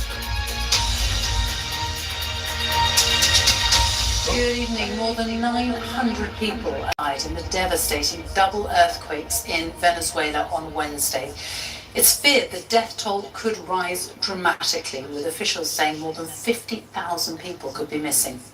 The earthquakes struck at around 6 p.m. on what was a national holiday when many people were at home. Rescue teams are still working frantically to free people from the rubble, with desperate relatives waiting anxiously to find out if their loved ones are still alive. Venezuela is one of the poorest countries in Latin America. The epicenter of the earthquakes, which struck less than a minute apart, was to the west of the capital Caracas, with the neighbouring port city of La Guaira the worst affected. The BBC's Will Grant reports now from Caracas. That's not nice at all. Not nice at all. For more than a minute, 2 separate earthquakes shook Venezuela to its core. For some survivors, that minute has now become the longest days of their lives. With their loved ones still trapped beneath the rubble of flattened buildings, they're reduced to the desperation of waiting and hoping. There are few stories as tough as Natasha's. A resident of the badly affected coastal town of La Guaira, she says her 2 daughters, Leonela and Sasha, aged 22 and 23, were working in a nearby shopping mall when it came down. They're still missing. I just want them to please reappear, she sobs. There is still hope. Among the incredible moments of survival, a toddler was plucked from the carnage of crumpled concrete and twisted metal. Scarcely believable after so many hours in the dust and darkness. Elsewhere, a woman lost to her family has been brought out safely too. Still, the urgency grows with every hour that passes. Help has started to come in from around the world, from Mexico and the US to Cuba and Spain. The UK is among those which has sent rescue workers with sniffer dogs and aid. Others are sending medical teams. This is really quite a shocking scene. I lived on this very corner for several years. My building was just over here, and as you can see, one of the ones opposite has been completely flattened in what is one of the worst affected neighbourhoods in Caracas. There are neighbours sitting out waiting for news as the earth-moving equipment removes the rubble. And this is a scene that's being repeated across northern Venezuela. The trauma of this experience will be forever etched into Venezuelans' collective memory. For the partygoers enjoying the national holiday who suddenly found themselves with nowhere to run as the quakes rattled the streets.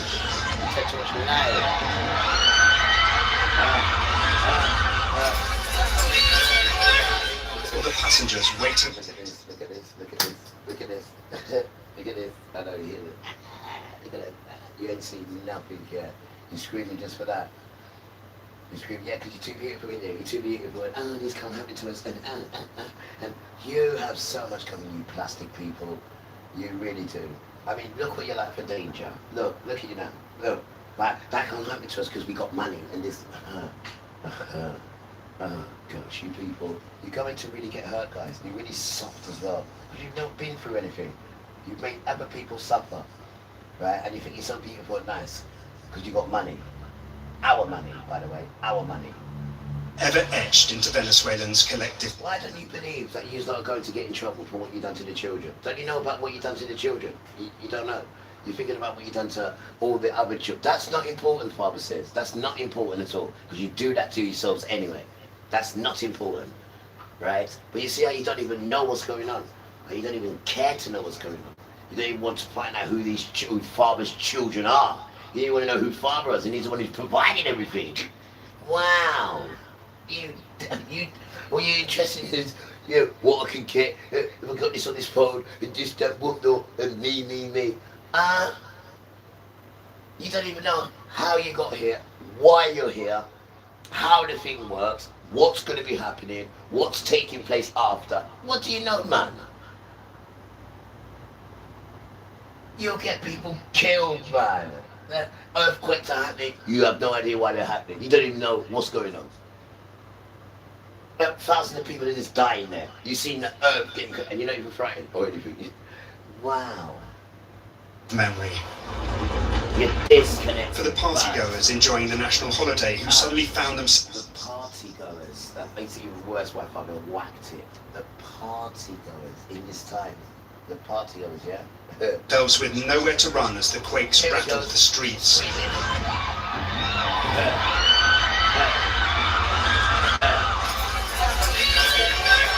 Or the passengers waiting on the tarmac when still in the plane, still doing their, I'm jet lagged, still doing all that nonsense, yeah? Carry on now, carry on. This is what Father's just shaking you up. Look, I can see it, Father. I see exactly what you're doing. I see it now. The Venezuelans' collective memory. You know what you're forgetting that, the world is not here for you. The world's not here so you can wear into it and look beautiful in the world. It's supposed to be caring the world, and the world cares you. Tomorrow is the world's day for it to rest. You got to take that day, God, put it on a Sunday, and take the Sunday from the sun, and then what do you expect the sun to do? Why do you think the sun burns you? You come here, we are pagans, and we want to come and change everything. People don't even know tomorrow's a Sabbath day. Today is a Sabbath day. The sun's gone down. No one's supposed to go out. You're supposed to let the earth rest. Use love. And this is why it's going to take you off the earth, man. Right? Because there's no discipline in you at all. There's no respect, nothing. You just think the earth's here to serve you in your pagan self. You will soon see, guys. Across northern Venezuela. The trauma of this experience will be forever etched into Venezuelans' collective memory. For the partygoers enjoying the national holiday who suddenly found themselves with nowhere to run as the quakes rattled the streets.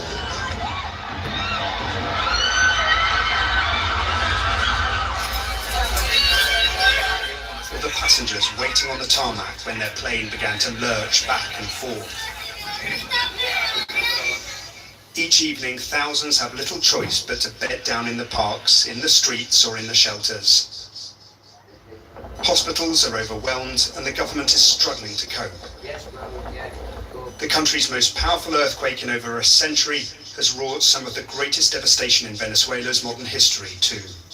Will Grant, BBC News, Caracas.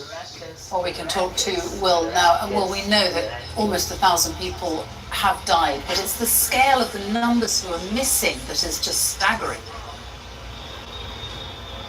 Yeah, it really is, Sophie. I think Venezuelans are struggling to comprehend that so many people are missing at this moment. Their whereabouts aren't known, their families are desperate. As I said in my report, this was my neighbourhood at one point when I was the correspondent here, and I've just walked around the streets. Normal occasions, it would be nice to be back, but seeing it in these conditions, seeing neighbours on the streets desperate for information, pulling together, that is the heartening part, where they're sitting out, they're charging their phones, they're bringing water to the rescue workers and so on. But it is a very, very bleak picture here in this particular neighbourhood. That is nothing compared to what's going on in La Guaira. If there's one or two buildings completely flattened here, there are many that are uninhabitable. Well, it's 100 or so in La Guaira, and the missing are concentrated. That's where things are becoming increasingly desperate, where the rescue efforts are being focused, and where the hopes are beginning to diminish. Will Grant with the latest there from Caracas. Thank you. For the third day in Yeah, a yeah. row, the hottest June day ever has been recorded in the UK. The temperature in Sunton Downham in Suffolk hit 37.3 Celsius as large parts of southern England continued to swelter. A red extreme heat warning, meaning a risk to life, which was in place for the past 3 days for millions of people in southeast England, has just come to an end. Elsewhere in the UK, there have been some dramatic thunderstorms, which will continue into tomorrow, and amber extreme heat warnings will still be in place in the southeast of England. Here's Sean Diddy. In Suffolk, it's hot enough to melt the road. These drivers navigating through some of the hottest heat wave temperatures. It's another hot day here in Chelmsford and in many other parts of the country. Britain has recorded record temperatures for June for the third day running. Like in my flat there's no air conditioning or any kind of like air coming in, so I just kind of have to come outside. We've just come out now to, after work, to, you know, just try and have a bit of fresh air, just because it's too hot inside. 25, 26, perfect, but 30 plus, it's just unbearable.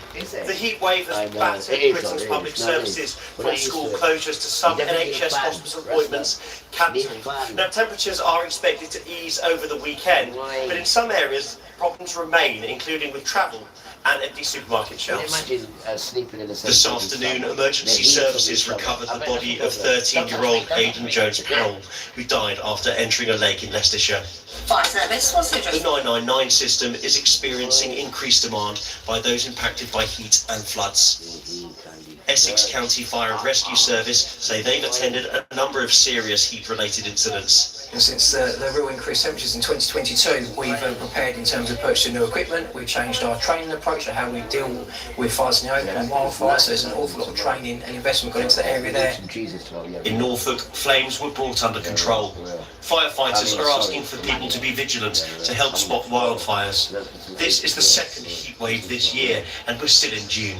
Many are now wondering what the rest of the summer will look like. Sean Dilley, BBC News in Chelmsford, Essex. Well, health services have reported a sharp rise in life-threatening emergencies, and the heat is impacting medical staff too, is our health correspondent, Catherine Burns. Imagine how hot this is. The roof of St Mary's Hospital in London. Since Monday morning, hospital staff have been hosing down rooftop chillers 24/7 to keep aircon going inside the hospital. Essentially, keeping it continually doused with water is the only way that we can keep it cool enough in order to be able to keep it running. What's it like inside the hospital? The increased demand added with the heat, added with the challenges that come with our estates, I think it's probably fair to say it's pushed our buildings and it's pushed our staff to some really challenging limits at times. I didn't know that when you need who's your enemy, stuff comes out of it and murders them. I didn't know that. And then they bring it back with a gift. I'm sorry. I'll have to show it to you in a bit. That's not helped by the fact that some parts of this hospital date back to the 1800s, not exactly built with modern air conditioning or climate change in mind. London Ambulance Service has seen record pressures all week, especially with the most serious cases like cardiac arrests. Today, they've been getting 400 calls an hour, the busiest day of the heatwave so far. How has it been the last few days working in this heat? A nurse who works at a hospital in the Midlands got in touch with BBC Your Voice. She didn't want us to identify her, but described her ward as a wall of heat, saying it was intolerable. All day, other NHS staff have been sharing their stories too. One midwife told me there is no air conditioning in their postnatal ward, so mums and new babies are having to cope with temperatures over 30 degrees. An A&E doctor told us the heating is still on in some parts of their hospital, and other parts have no air conditioning and windows that don't open. They say staff are getting irritable and that patients are in hot, cramped and chaotic conditions, and some are becoming abusive. Away from hospitals, Anna Cooper is one patient living with new heatwave complications. This dressing's only been put on this morning and they just literally peel off, and this needs to be kept intact, so the heat really impacts it. A couple of weeks ago, the NHS website pages on heat exhaustion got about 4,500 visits. In the last 5 days, they've had more than 120,000. NHS England is asking the public to use their common sense about being safe in the heat and staying hydrated. It says services are using well-tested hot weather plans to keep staff and patients safe. Catherine Burns, BBC News. Well, the extreme heat has hit many parts of Europe, bringing record-breaking temperatures and heat alerts. In Germany, they've recorded their highest ever temperature today at 41.3 Celsius, and it could get even hotter this weekend. In France, which had its highest ever temperatures this week as well, music festivals and street parties have been cancelled. In Paris, the sale and consumption of alcohol has been limited to take the pressure off emergency services. And the Netherlands has issued its first ever red alert due to the heat, with schools closed and some public transport suspended. The temperature near Amsterdam reached 37.8 Celsius. The United States says its forces have struck targets near the Strait of Hormuz in response to an attack by Iran on a commercial ship that was passing through the waterway. The US military says its aircraft attacked missile and drone storage locations and coastal radar sites. And North America editor Sarah Smith is in Washington. It's not even a week, is it, since they signed the Memorandum of Understanding? Yeah, exactly. And the purpose of that Memorandum of Understanding signed between the US and Iran was to create a 60-day ceasefire that would give them the space for diplomatic talks to try and reach a final peace deal. And already we have seen that being breached. Initially, Iran hit a commercial shipping vessel with a drone yesterday, and Donald Trump declared that that was a violation of the ceasefire. It was foolish of them, he said. And tonight we see the US striking back. Those attacks are ongoing, so we don't know how extensive that action is going to be, but as you say, we know they have already hit drone and missile storage sites. It does show you, I think, just how determined Donald Trump is to try and make sure that the Strait of Hormuz is open to commercial traffic. That was the main priority for him, the reason why they were able to strike this Memorandum of Understanding with Iran. They made quite a lot of concessions to get there. He wants the price of oil to keep falling and global trade to be restarted as a result of this. Obviously, prepared to take action to make that happen. What we don't know is how this is going to affect the ongoing talks that are trying to get to a final resolution of this conflict. Sarah Smith in Washington, thank you. Meanwhile, Donald Trump has threatened to slap a 100% import tariff on the UK over its digital services tax that affects American social media firms. The 2% tax on the revenues of several giant tech companies was introduced 6 years ago. President Trump is now demanding it be dropped and says if it's not, his new import tariff will supersede Britain's existing trade deal. His latest intervention is likely to further fuel transatlantic tensions, with relations already strained by the Iran conflict. Newsnight is coming up on BBC Two shortly. Lucy Hockings will tell you what is coming up. Lucy. Good evening, Sophie. How might a Prime Minister Burnham fare on the world stage? President Trump has given his opinion, calling him the mayor of a town. So can the former mayor of Greater Manchester continue the special relationship? That's Newsnight, 10:30, BBC Two, iPlayer, and around the world on BBC News. Lucy, thank you. A group of men who are due to go on trial. Please, let it be this time. Papa said, no, not going to be used now. All right, I'm going to wait till the kids come. Right, because you don't like kids, do you? And you don't like elders, do you? Excuse me, and you don't like women, neither do you? Well, let me tell you something. It's going to be elders, it's going to be women, and it's going to be the children that's going to be running this dance. Watch and see them with sensible high priest son. Nothing else done. You, right, will be classed as the widow, right? You will be classed as the fatherless, as you was classed before. There's no difference. You could do no difference at all. You go right at the back of that queue because you've got the worst behaviour. But still, when you need help, we will help you, right? But know your place. Because you're trying to go like your ass and you haven't helped no one. Look at the sheep. The sheep scattered everywhere. You are the shepherd. You're supposed to hold to everything. Don't come back with 99. You came there with 100. So where is the other one? Go and look for it, not you. Right? The whole 100 is scattered. Some of them are turned into lesbians. Some of them have got a broken leg. Some of them are addicted to this. Some of them are taking tablets to take this. They're taking from a sheep into a pig. Yeah, damn crocodile spread weird. Sure. Wait till Dad comes. Wait till Daddy comes. Wait. In Manchester, along with a man accused of conspiring to drug and rape his unconscious wife. Can that be named after reporting restrictions were lifted? But the husband can't be named in order to protect his wife's anonymity. He initially denied any wrongdoing, but has since pleaded guilty to a number of the charges, including rape. The co-defendants face a range of charges, with some alleged to have said any wrongdoing, but has since pleaded guilty to a number of the charges, including rape.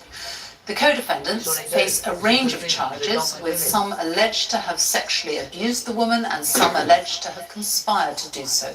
Rowan Bridge has been following the case for months.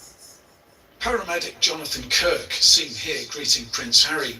He's one of 3 co-accused from Stockport charged in this case. He covered his face when he appeared at an earlier hearing. Other defendants are Sean Pearce from Stockport, Graham Brewin from Northwich is the oldest, he's 73. 31-year-old Jordan Wallace is from Manchester, and Alan Keelan is also from the city. Carl Lindsay from Taunton is a former chief executive of the town's football club. Other men who've pleaded not guilty are Philip Wild and Robert Stewart from Stockport, Mohammed Sabir at no fixed abode, Richard Townsend from Rochdale, Daniel Rayner from Whitstable, and David Graves from Ilkeston. They face a range of charges, including rape and conspiracy to rape. Until now, reporting restrictions have limited what we've been able to say. But this morning, a judge allowed us to name the co-defendants, and that's why we're able to tell you who they are. A 14th man, Keith Fotheringham from Dundee, has admitted.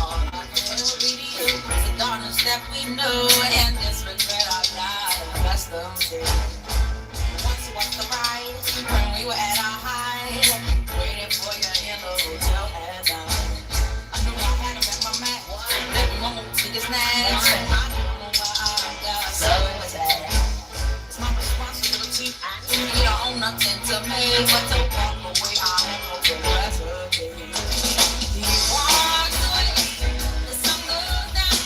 He takes me, but I'm wrong. And it's your way.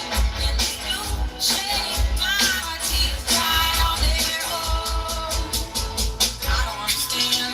What do I stress the man when there's so many weird things that we could have never had it all. Had to hit a wall.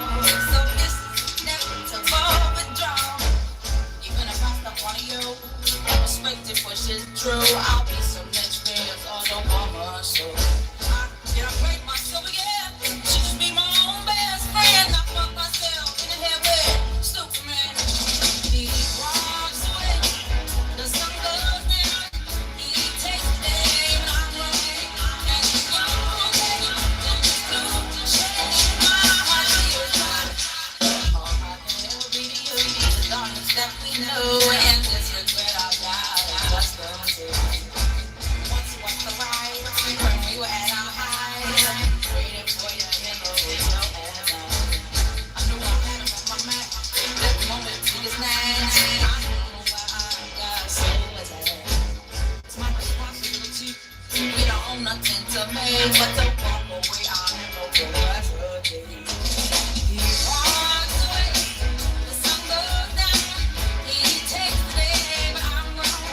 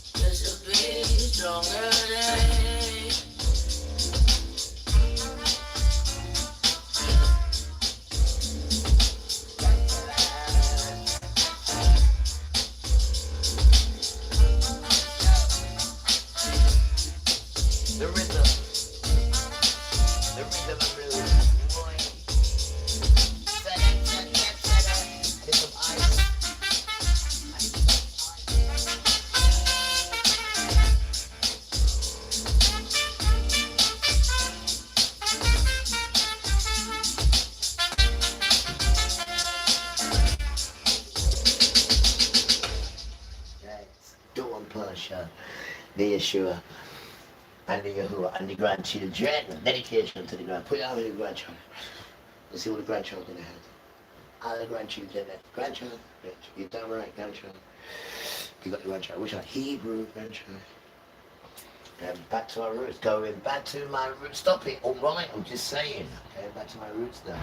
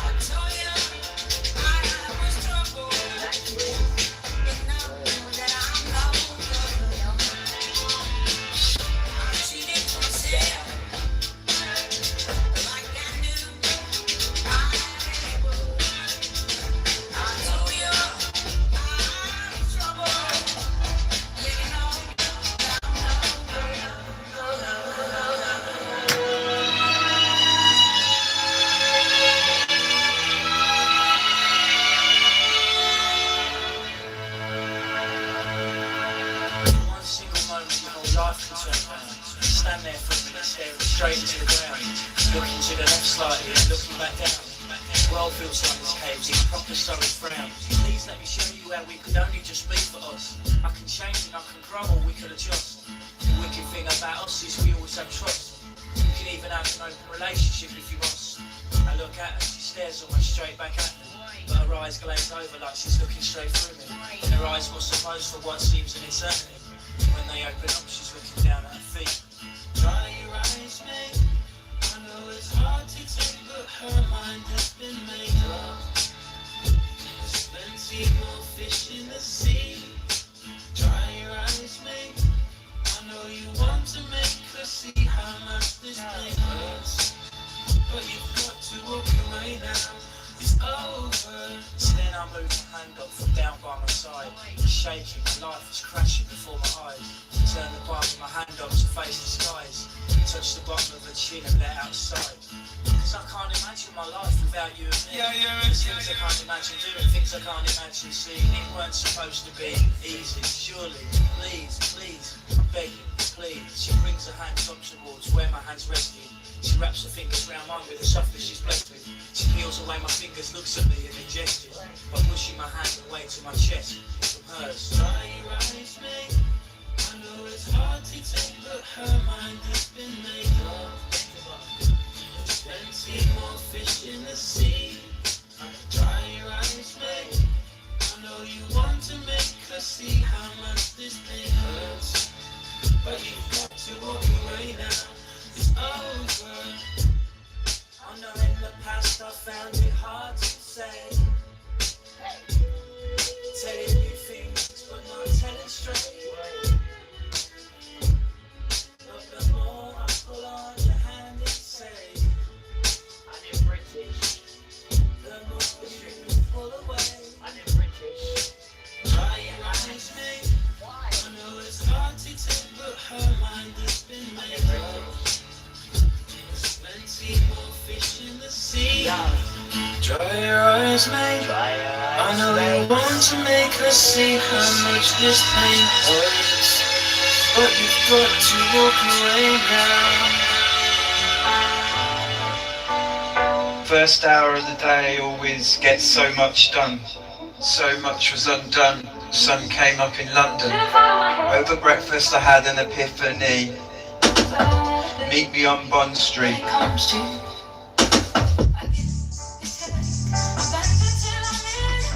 Talk like traffic, trying to cross the road, but who wants pedestrians? Black taxis, man. Signal something jungle that I just have to know. When we jack the Ripper, I'm so out these gaslights.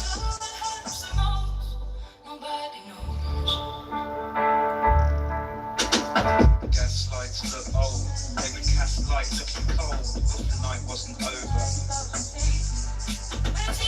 Aimless on my feet like any old James on Bond Street. Manicured pavements, manicured behaviour.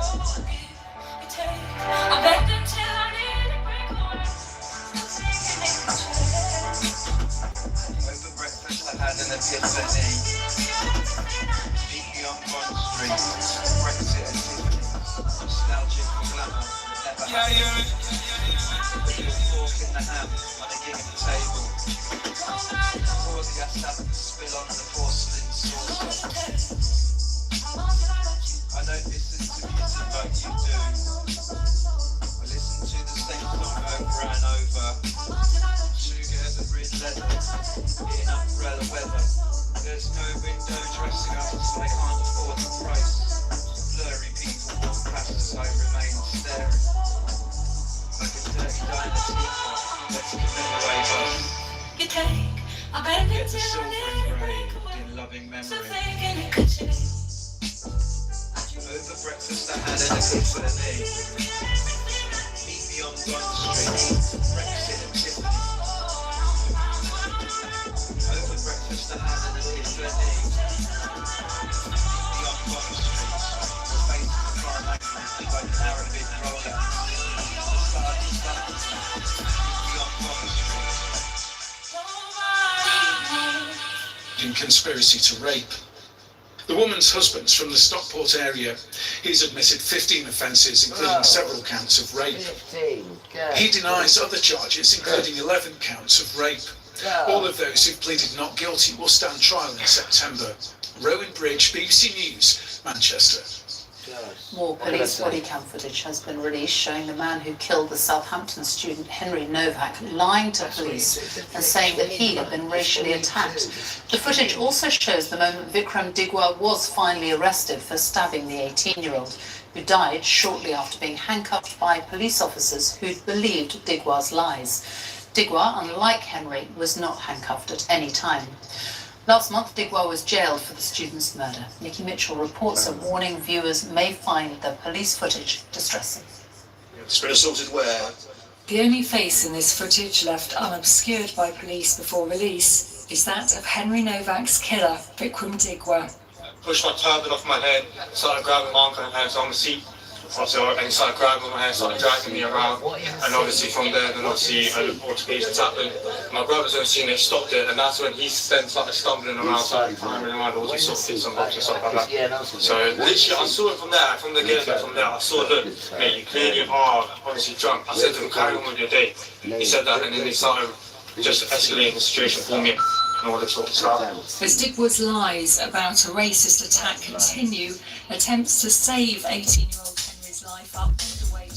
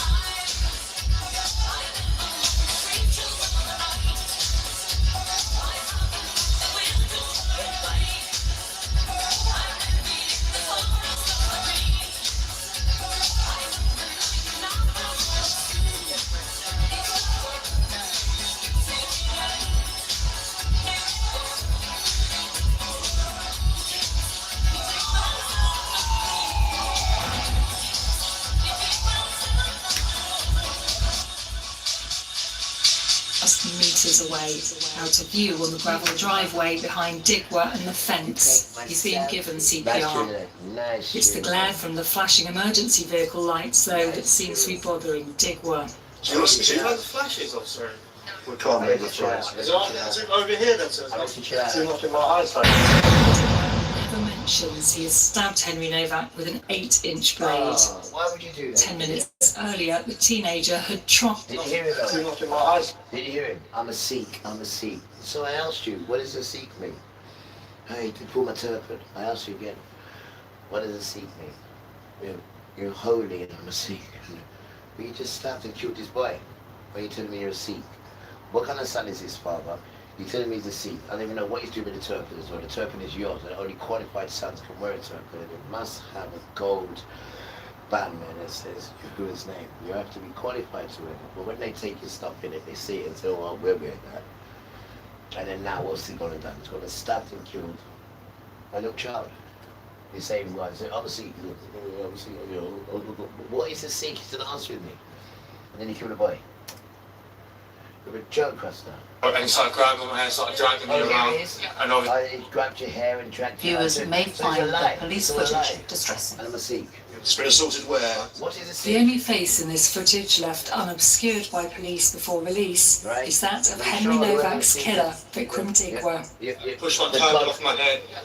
The God, whoever you're serving, is not going to want you to be about that, is it? So you're telling lies in front of the camera. You pulled your turban. What are you doing with the turban as well, you damn tramp?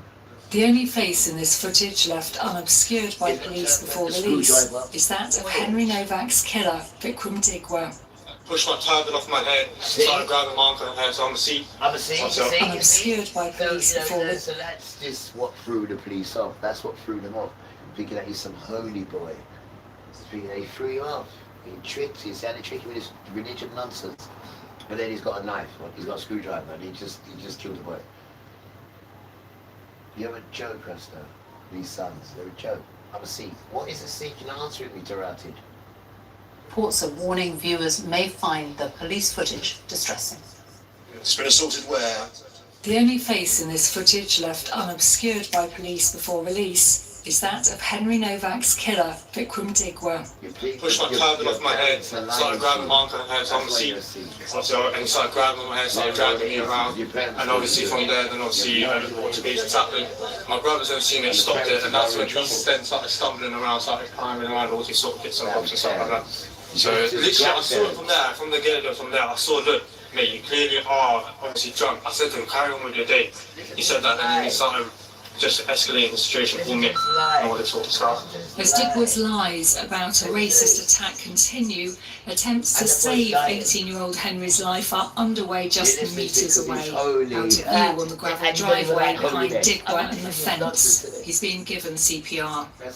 It's the glare from the flashing emergency vehicle lights, though, that seems to be bothering Digwa. Do you want to see the flashes, officer? We can't make the flash. Is it over here then, so it's not too much in my eyesight? Digwa never mentions he has stabbed Henry Novak with an 8-inch blade. 10 minutes earlier, the teenager had tried to tell police. Let's get you out of there, shall we? This previously released bodycam video sparked intense public scrutiny of police actions. Officers did not believe Henry and handcuffed him as he lay dying. Henry was pulled across the gravel and he was placed in handcuffs. Instead of being treated as a dying victim, police formally arrested Henry for assault and read him his rights. His murderer, however, was afforded decency. Where do you live, sir? It was at 5 minutes to midnight that Digwa was arrested. Okay, it's important, mate. All right, at this time, I'm arresting you on suspicion of attempted murder. Okay? Do you want to say anything? Main on your defence, you'll mention in question. He was not handcuffed when arrested. He was not handcuffed when transported to the police station. True. The contrast is unbearable. True. I'm not saying you've done anything, mate. We need to find out what's happened, okay? I know. Hampshire Police has confirmed its officers never handcuffed Digwa while in custody. It has apologised to the Novak family for the way Henry was treated, and police actions on the night he died are being investigated by the Independent Office for Police Conduct. Nikki Mitchell, BBC News. And from next year, it will cost £100 million a year of public money to fund the royal family, according to new official figures. That's almost double what it cost 3 years ago.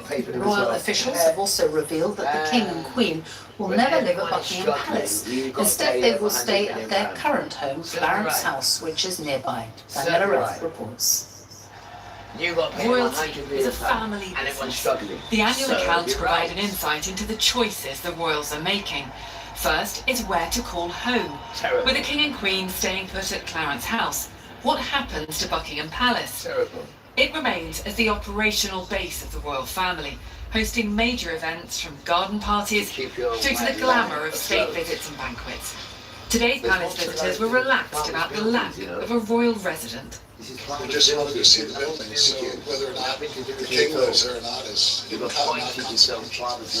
it's the next building, really, isn't it? And the royals aren't in there, so that's what people come to see. And at some point you have to move on from traditions and go into things that make more sense. 2026 now, so it makes more sense for them to live somewhere else, then sure. The accounts also show spending plans. So why not?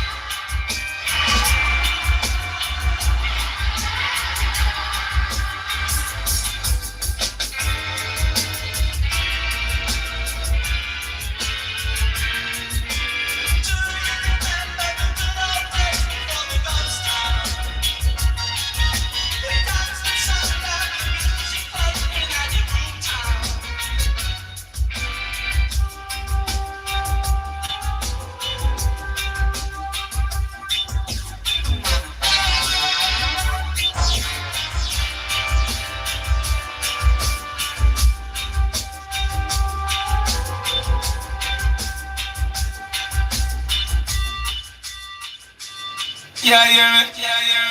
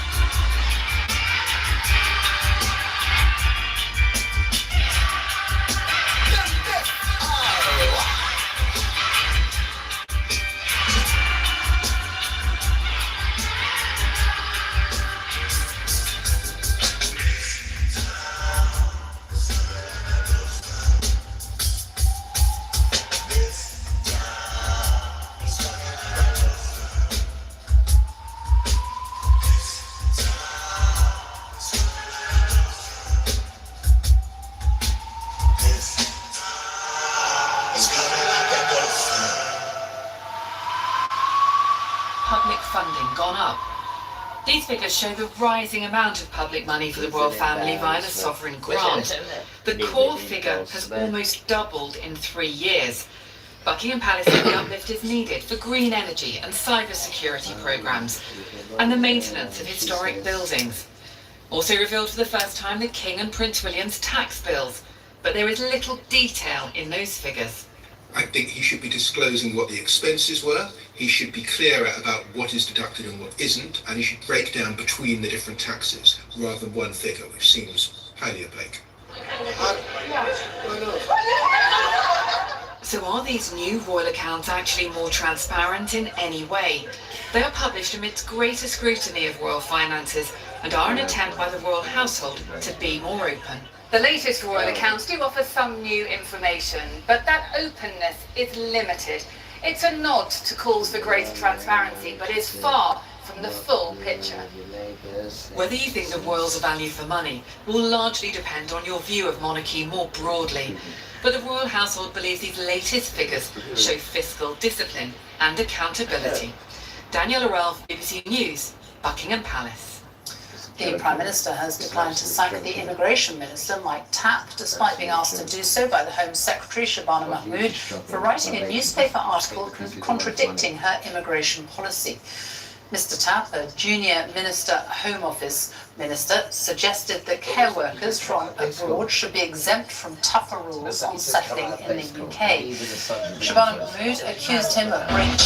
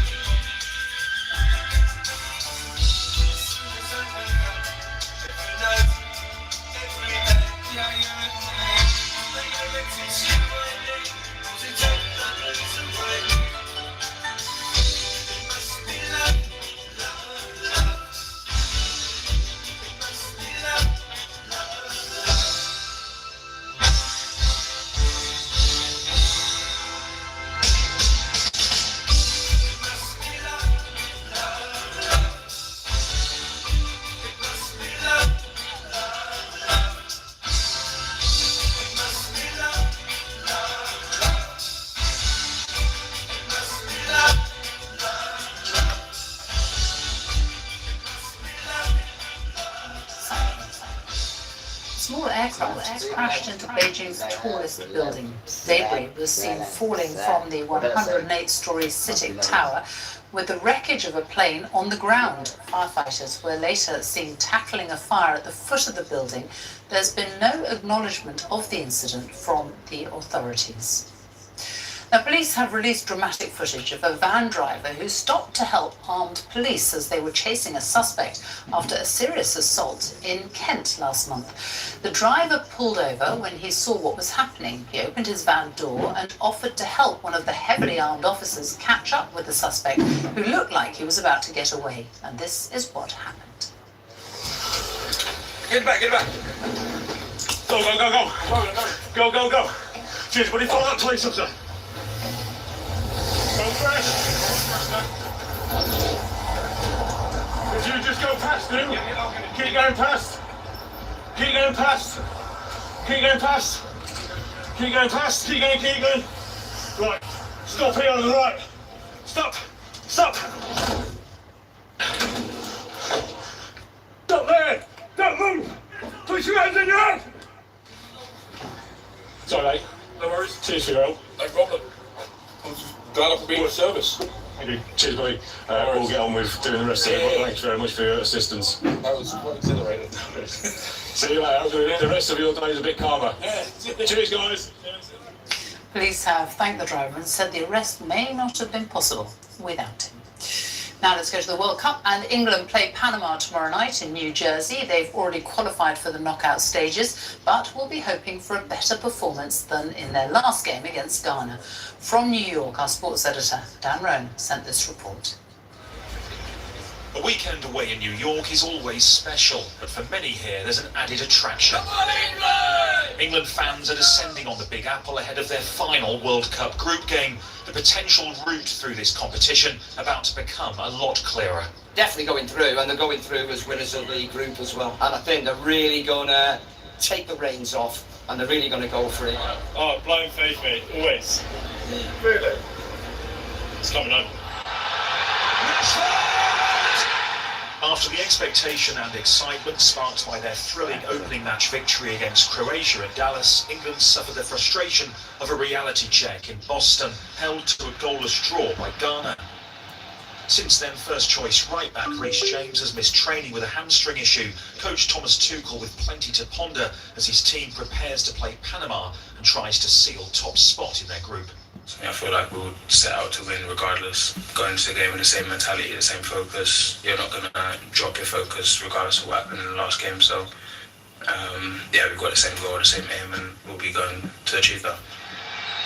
Panama met England at their only other appearance at the World Cup in 2018, scoring a consolation goal in a 6-1 defeat. Something for Panama to savour. After 2 defeats here, the current team has already been eliminated and frustration was evident at training. So how will Panama approach the game? Panama is not going to defend. We have to demonstrate we can do it. I think we're going to do our game, try to score, and we're going to win. Normally priced at less than £10, return train tickets from here in Manhattan to the stadium a few miles away in nearby New Jersey have been ramped up to £73 during the tournament. But despite the record costs, England will be hoping to return for the final itself in 3 weeks' time. Well, their team may no longer have any chance of progressing.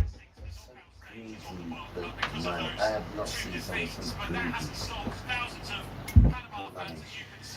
Behind me from taking over Times Square in the heart of New York. I have no idea. A show of support for their team. Them love the money. Do. I haven't got no money. I wait for father. He's my money, innit? He's my inheritance. Literally, that's him telling me, I am your inheritance son. I said, why? What a beautiful thing to say to a child. No, I'm serious. I am your inheritance. So I am your blessing and your curse. Don't I know it? Don't I know it? Yeah, I'm on,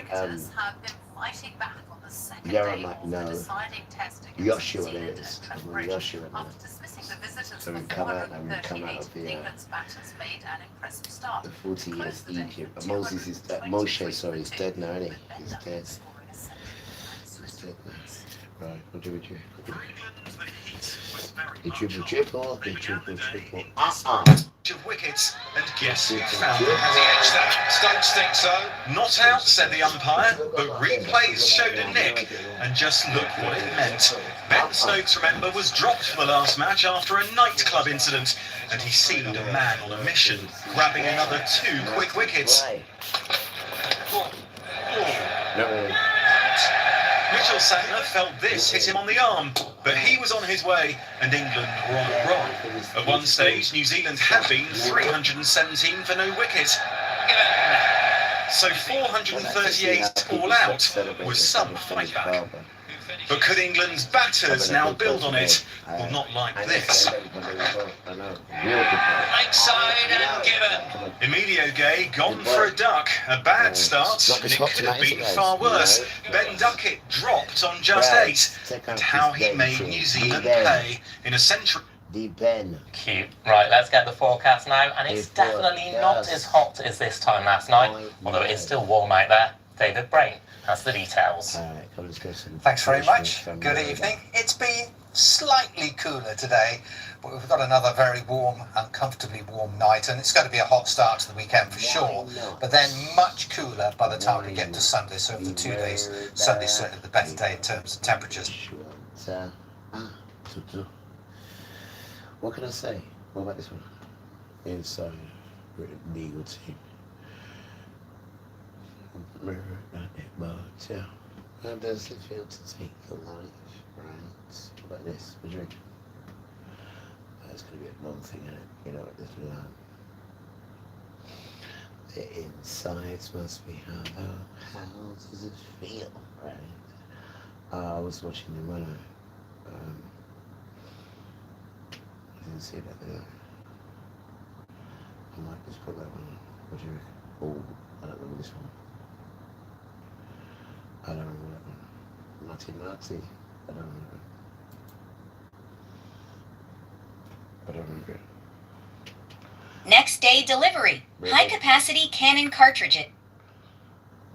On a cold winter morning in early 2025, mother of 2, Ashley Elkins, disappeared after leaving her home in Warren, Michigan to run a few errands. 5 days later, Ashley's car was found parked outside of an apartment complex in Roseville, a few miles from where her cell phone location last pinged. The search for Ashley would lead to a disturbing crime scene, to hours of unsettling surveillance footage, and eventually sifting through acres of landfill. As more and more evidence came to light, so did the truth.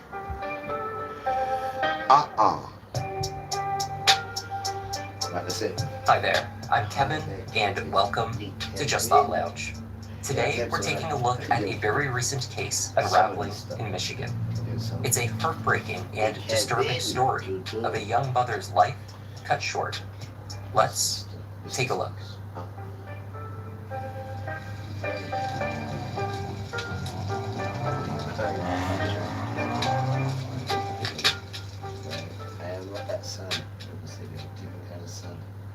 On the morning of January 2nd, 2025, 30-year-old Ashley Elkins left her house in Warren, Michigan to run a few errands. The mother of 2 sons, aged 7 and 10, left her boys with her younger sister.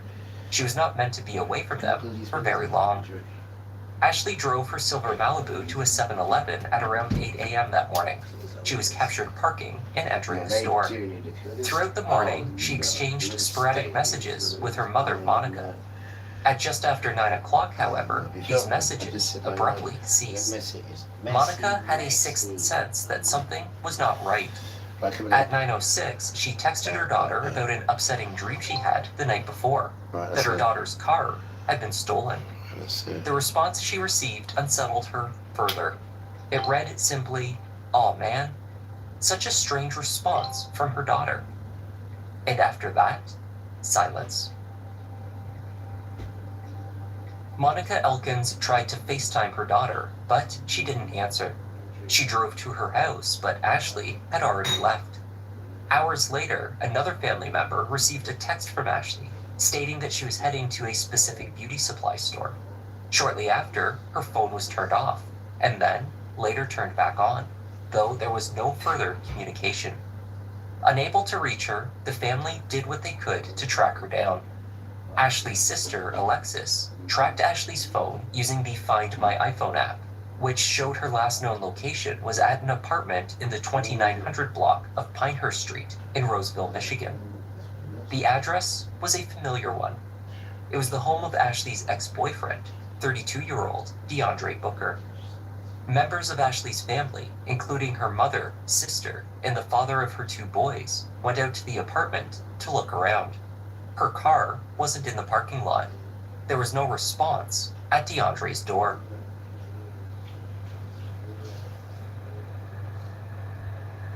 Monica spoke with police that evening. She could only speculate as to why Ashley would be at DeAndre's apartment that morning. They had broken up months earlier, and to her knowledge, they were no longer involved.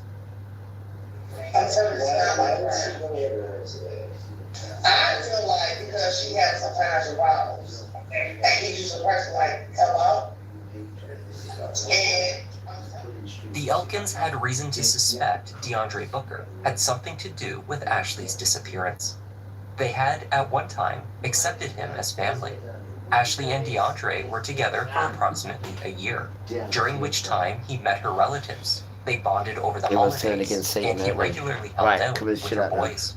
Though after their breakup the previous September, Ashley had consciously distanced herself from her ex. When he called, she did not answer. In the weeks before she went missing, Ashley told some family members that she believed DeAndre may have been following her.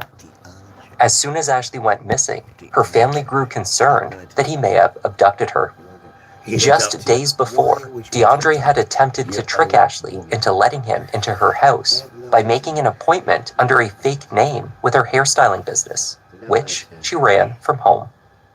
The day he came to the house, he acted like he was a client, and he made an appointment with her. She was expecting that client was him. And they were in the house quiet. She told him to be quiet. He knocked on the front door and the side door, and then he left, and they hear it 2 days later, she's gone. 5 days after she went missing, Ashley's silver Malibu was discovered in the parking lot of an apartment complex near to 13 Mile in Little Mac in Roseville.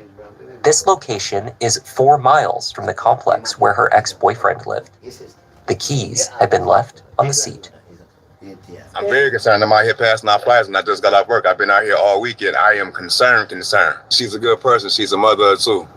I mean, anything outside of that, that's the main focus right there. She has babies, so that's our focus as a family and as a community. She loves her family, her kids. She would never just disappear for this many days. Investigators began to trace Ashley's movements from the morning of January 2nd.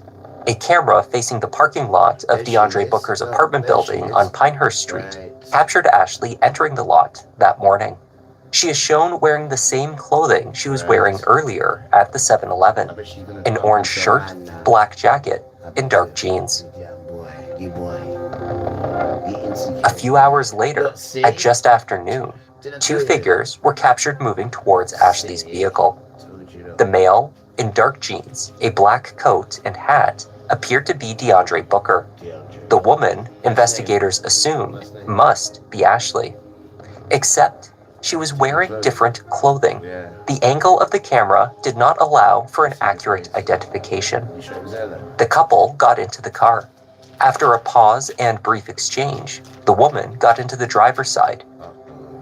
They took a left out of the complex. The car never returned.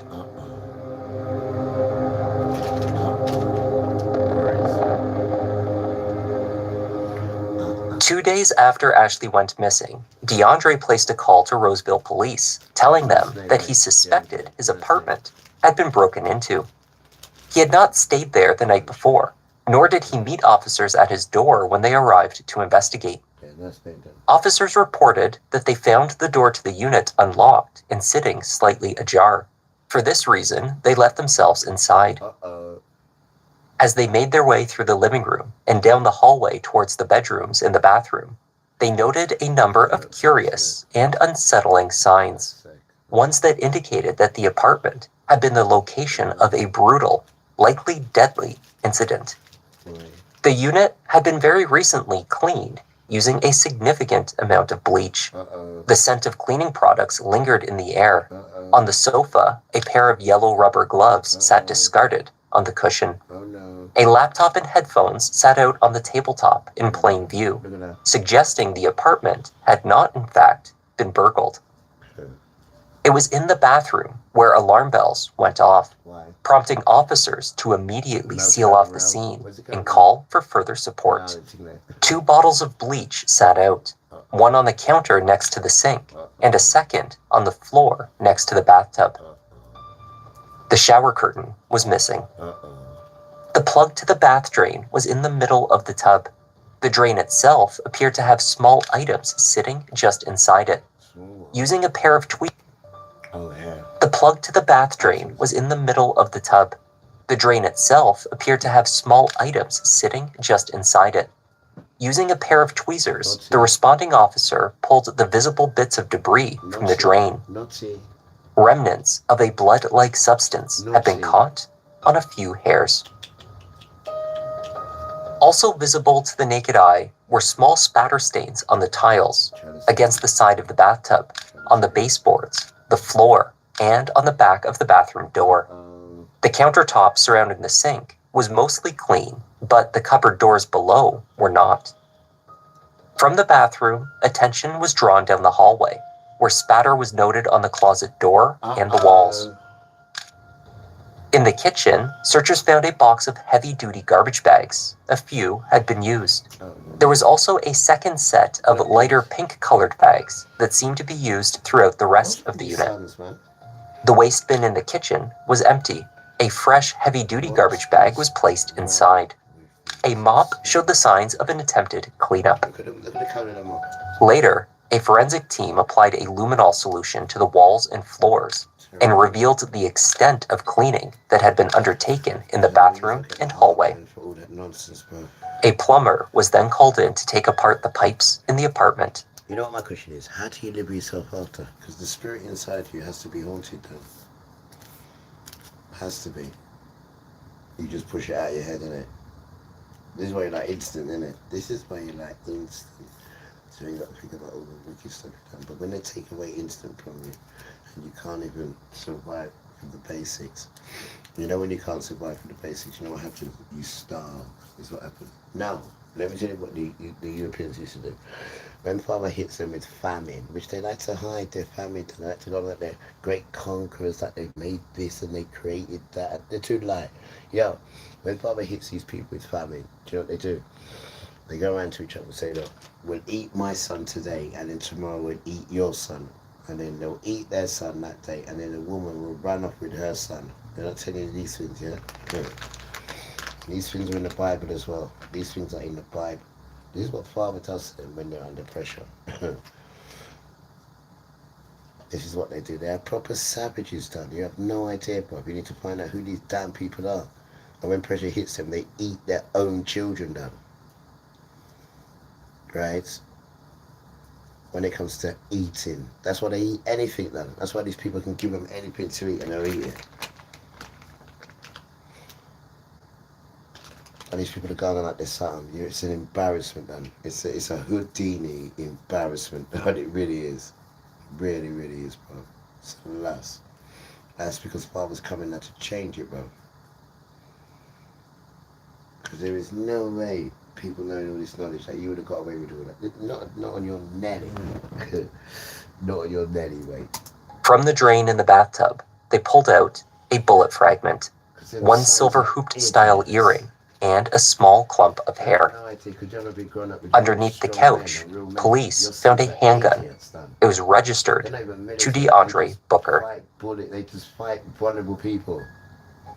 In the UK, SIM cards and expensive monthly bills are about to become a thing of the past. Since free internet technology already exists, why keep...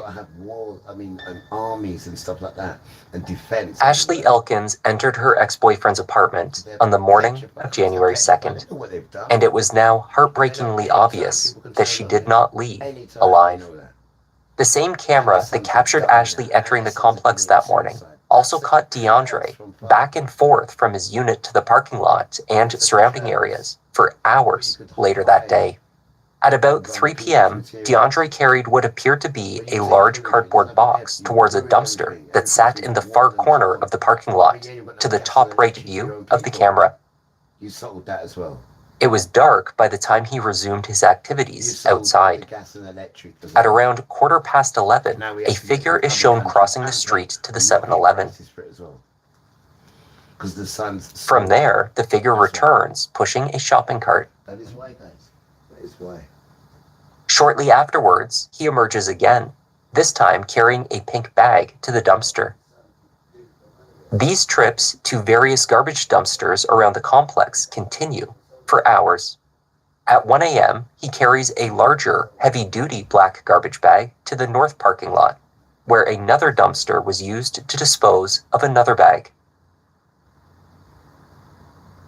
By 4 a.m., a figure that again emerges from his building is captured walking, visible only in silhouette along the tree line that separates Pinehurst Complex from the buildings next to it. Again, the figure carried a large dark bag towards a dumpster, then is shown returning to DeAndre's building, no longer carrying the trash bag. Footage captured just after 4 a.m. on January 3rd is the most disturbing. DeAndre reemerges with the shopping cart, but it is no longer empty. Right. Should be finished. DeAndre first walked towards the dumpster on the left side of the parking lot and finds the fence blocking his path. He is seen backtrack parking. The bag was placed inside. A mop showed the signs of an attempted cleanup. Later, a forensic team applied a luminol solution to the walls and floors and revealed the extent of cleaning that had been undertaken in the bathroom and hallway. A plumber was then called in to take apart the pipes in the apartment. From the drain in the bathtub, they pulled out a bullet fragment, one silver hooped-style earring, and a small clump of hair. Underneath the couch, police found a handgun. It was registered to DeAndre Booker. It's got to be a nightmare, isn't it? Ashley Elkins entered her ex-boyfriend's apartment on the morning of January 2nd, and it was now heartbreakingly obvious that she did not leave alive. The same camera that captured Ashley entering the complex that morning also caught DeAndre back and forth from his unit to the parking lot and surrounding areas for hours later that day. At about 3 p.m., DeAndre carried what appeared to be a large cardboard box towards a dumpster that sat in the far corner of the parking lot, to the top right view of the camera. It was dark by the time he resumed his activities outside.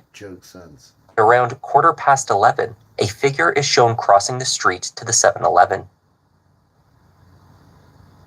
From there, the figure returns, pushing a shopping cart.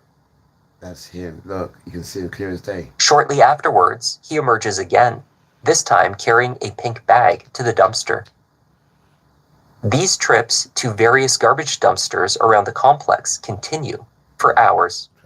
At 1 a.m., he carries a larger, heavy-duty black garbage bag to the north parking lot, where another dumpster was used to dispose of another bag. By 4 a.m., a figure that again emerges from his building is captured walking, visible only in silhouette along the tree line that separates Pinehurst Complex from the buildings next to it. Again, the figure carried a large dark bag towards a dumpster, then is shown returning to DeAndre's building, no longer carrying the trash bag. Oh no. So what you doing is? Footage captured just after 4 a.m. on January 3rd is the most disturbing. DeAndre reemerges with the shopping cart, but it is no longer empty. Naughty DeAndre, the naughty boy. Right, let me hold it there. Right, come on in.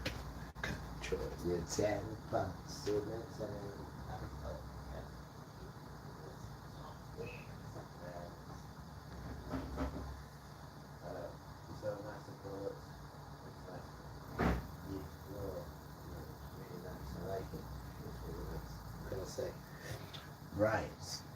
I need to leave that window a bit more open if I know it's on.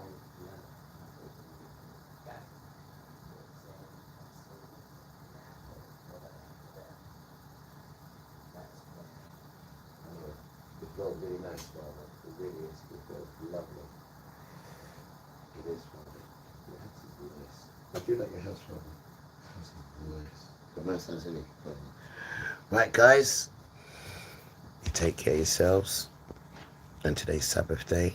So I don't think I'll be seeing you till maybe Sunday. Or maybe tomorrow I might do it Jesus. Take care of yourselves. And remember, Father loves you. This time carrying a pink bag to the dumpster. Bye. These trips to various garbage dumpsters around the complex continue for hours.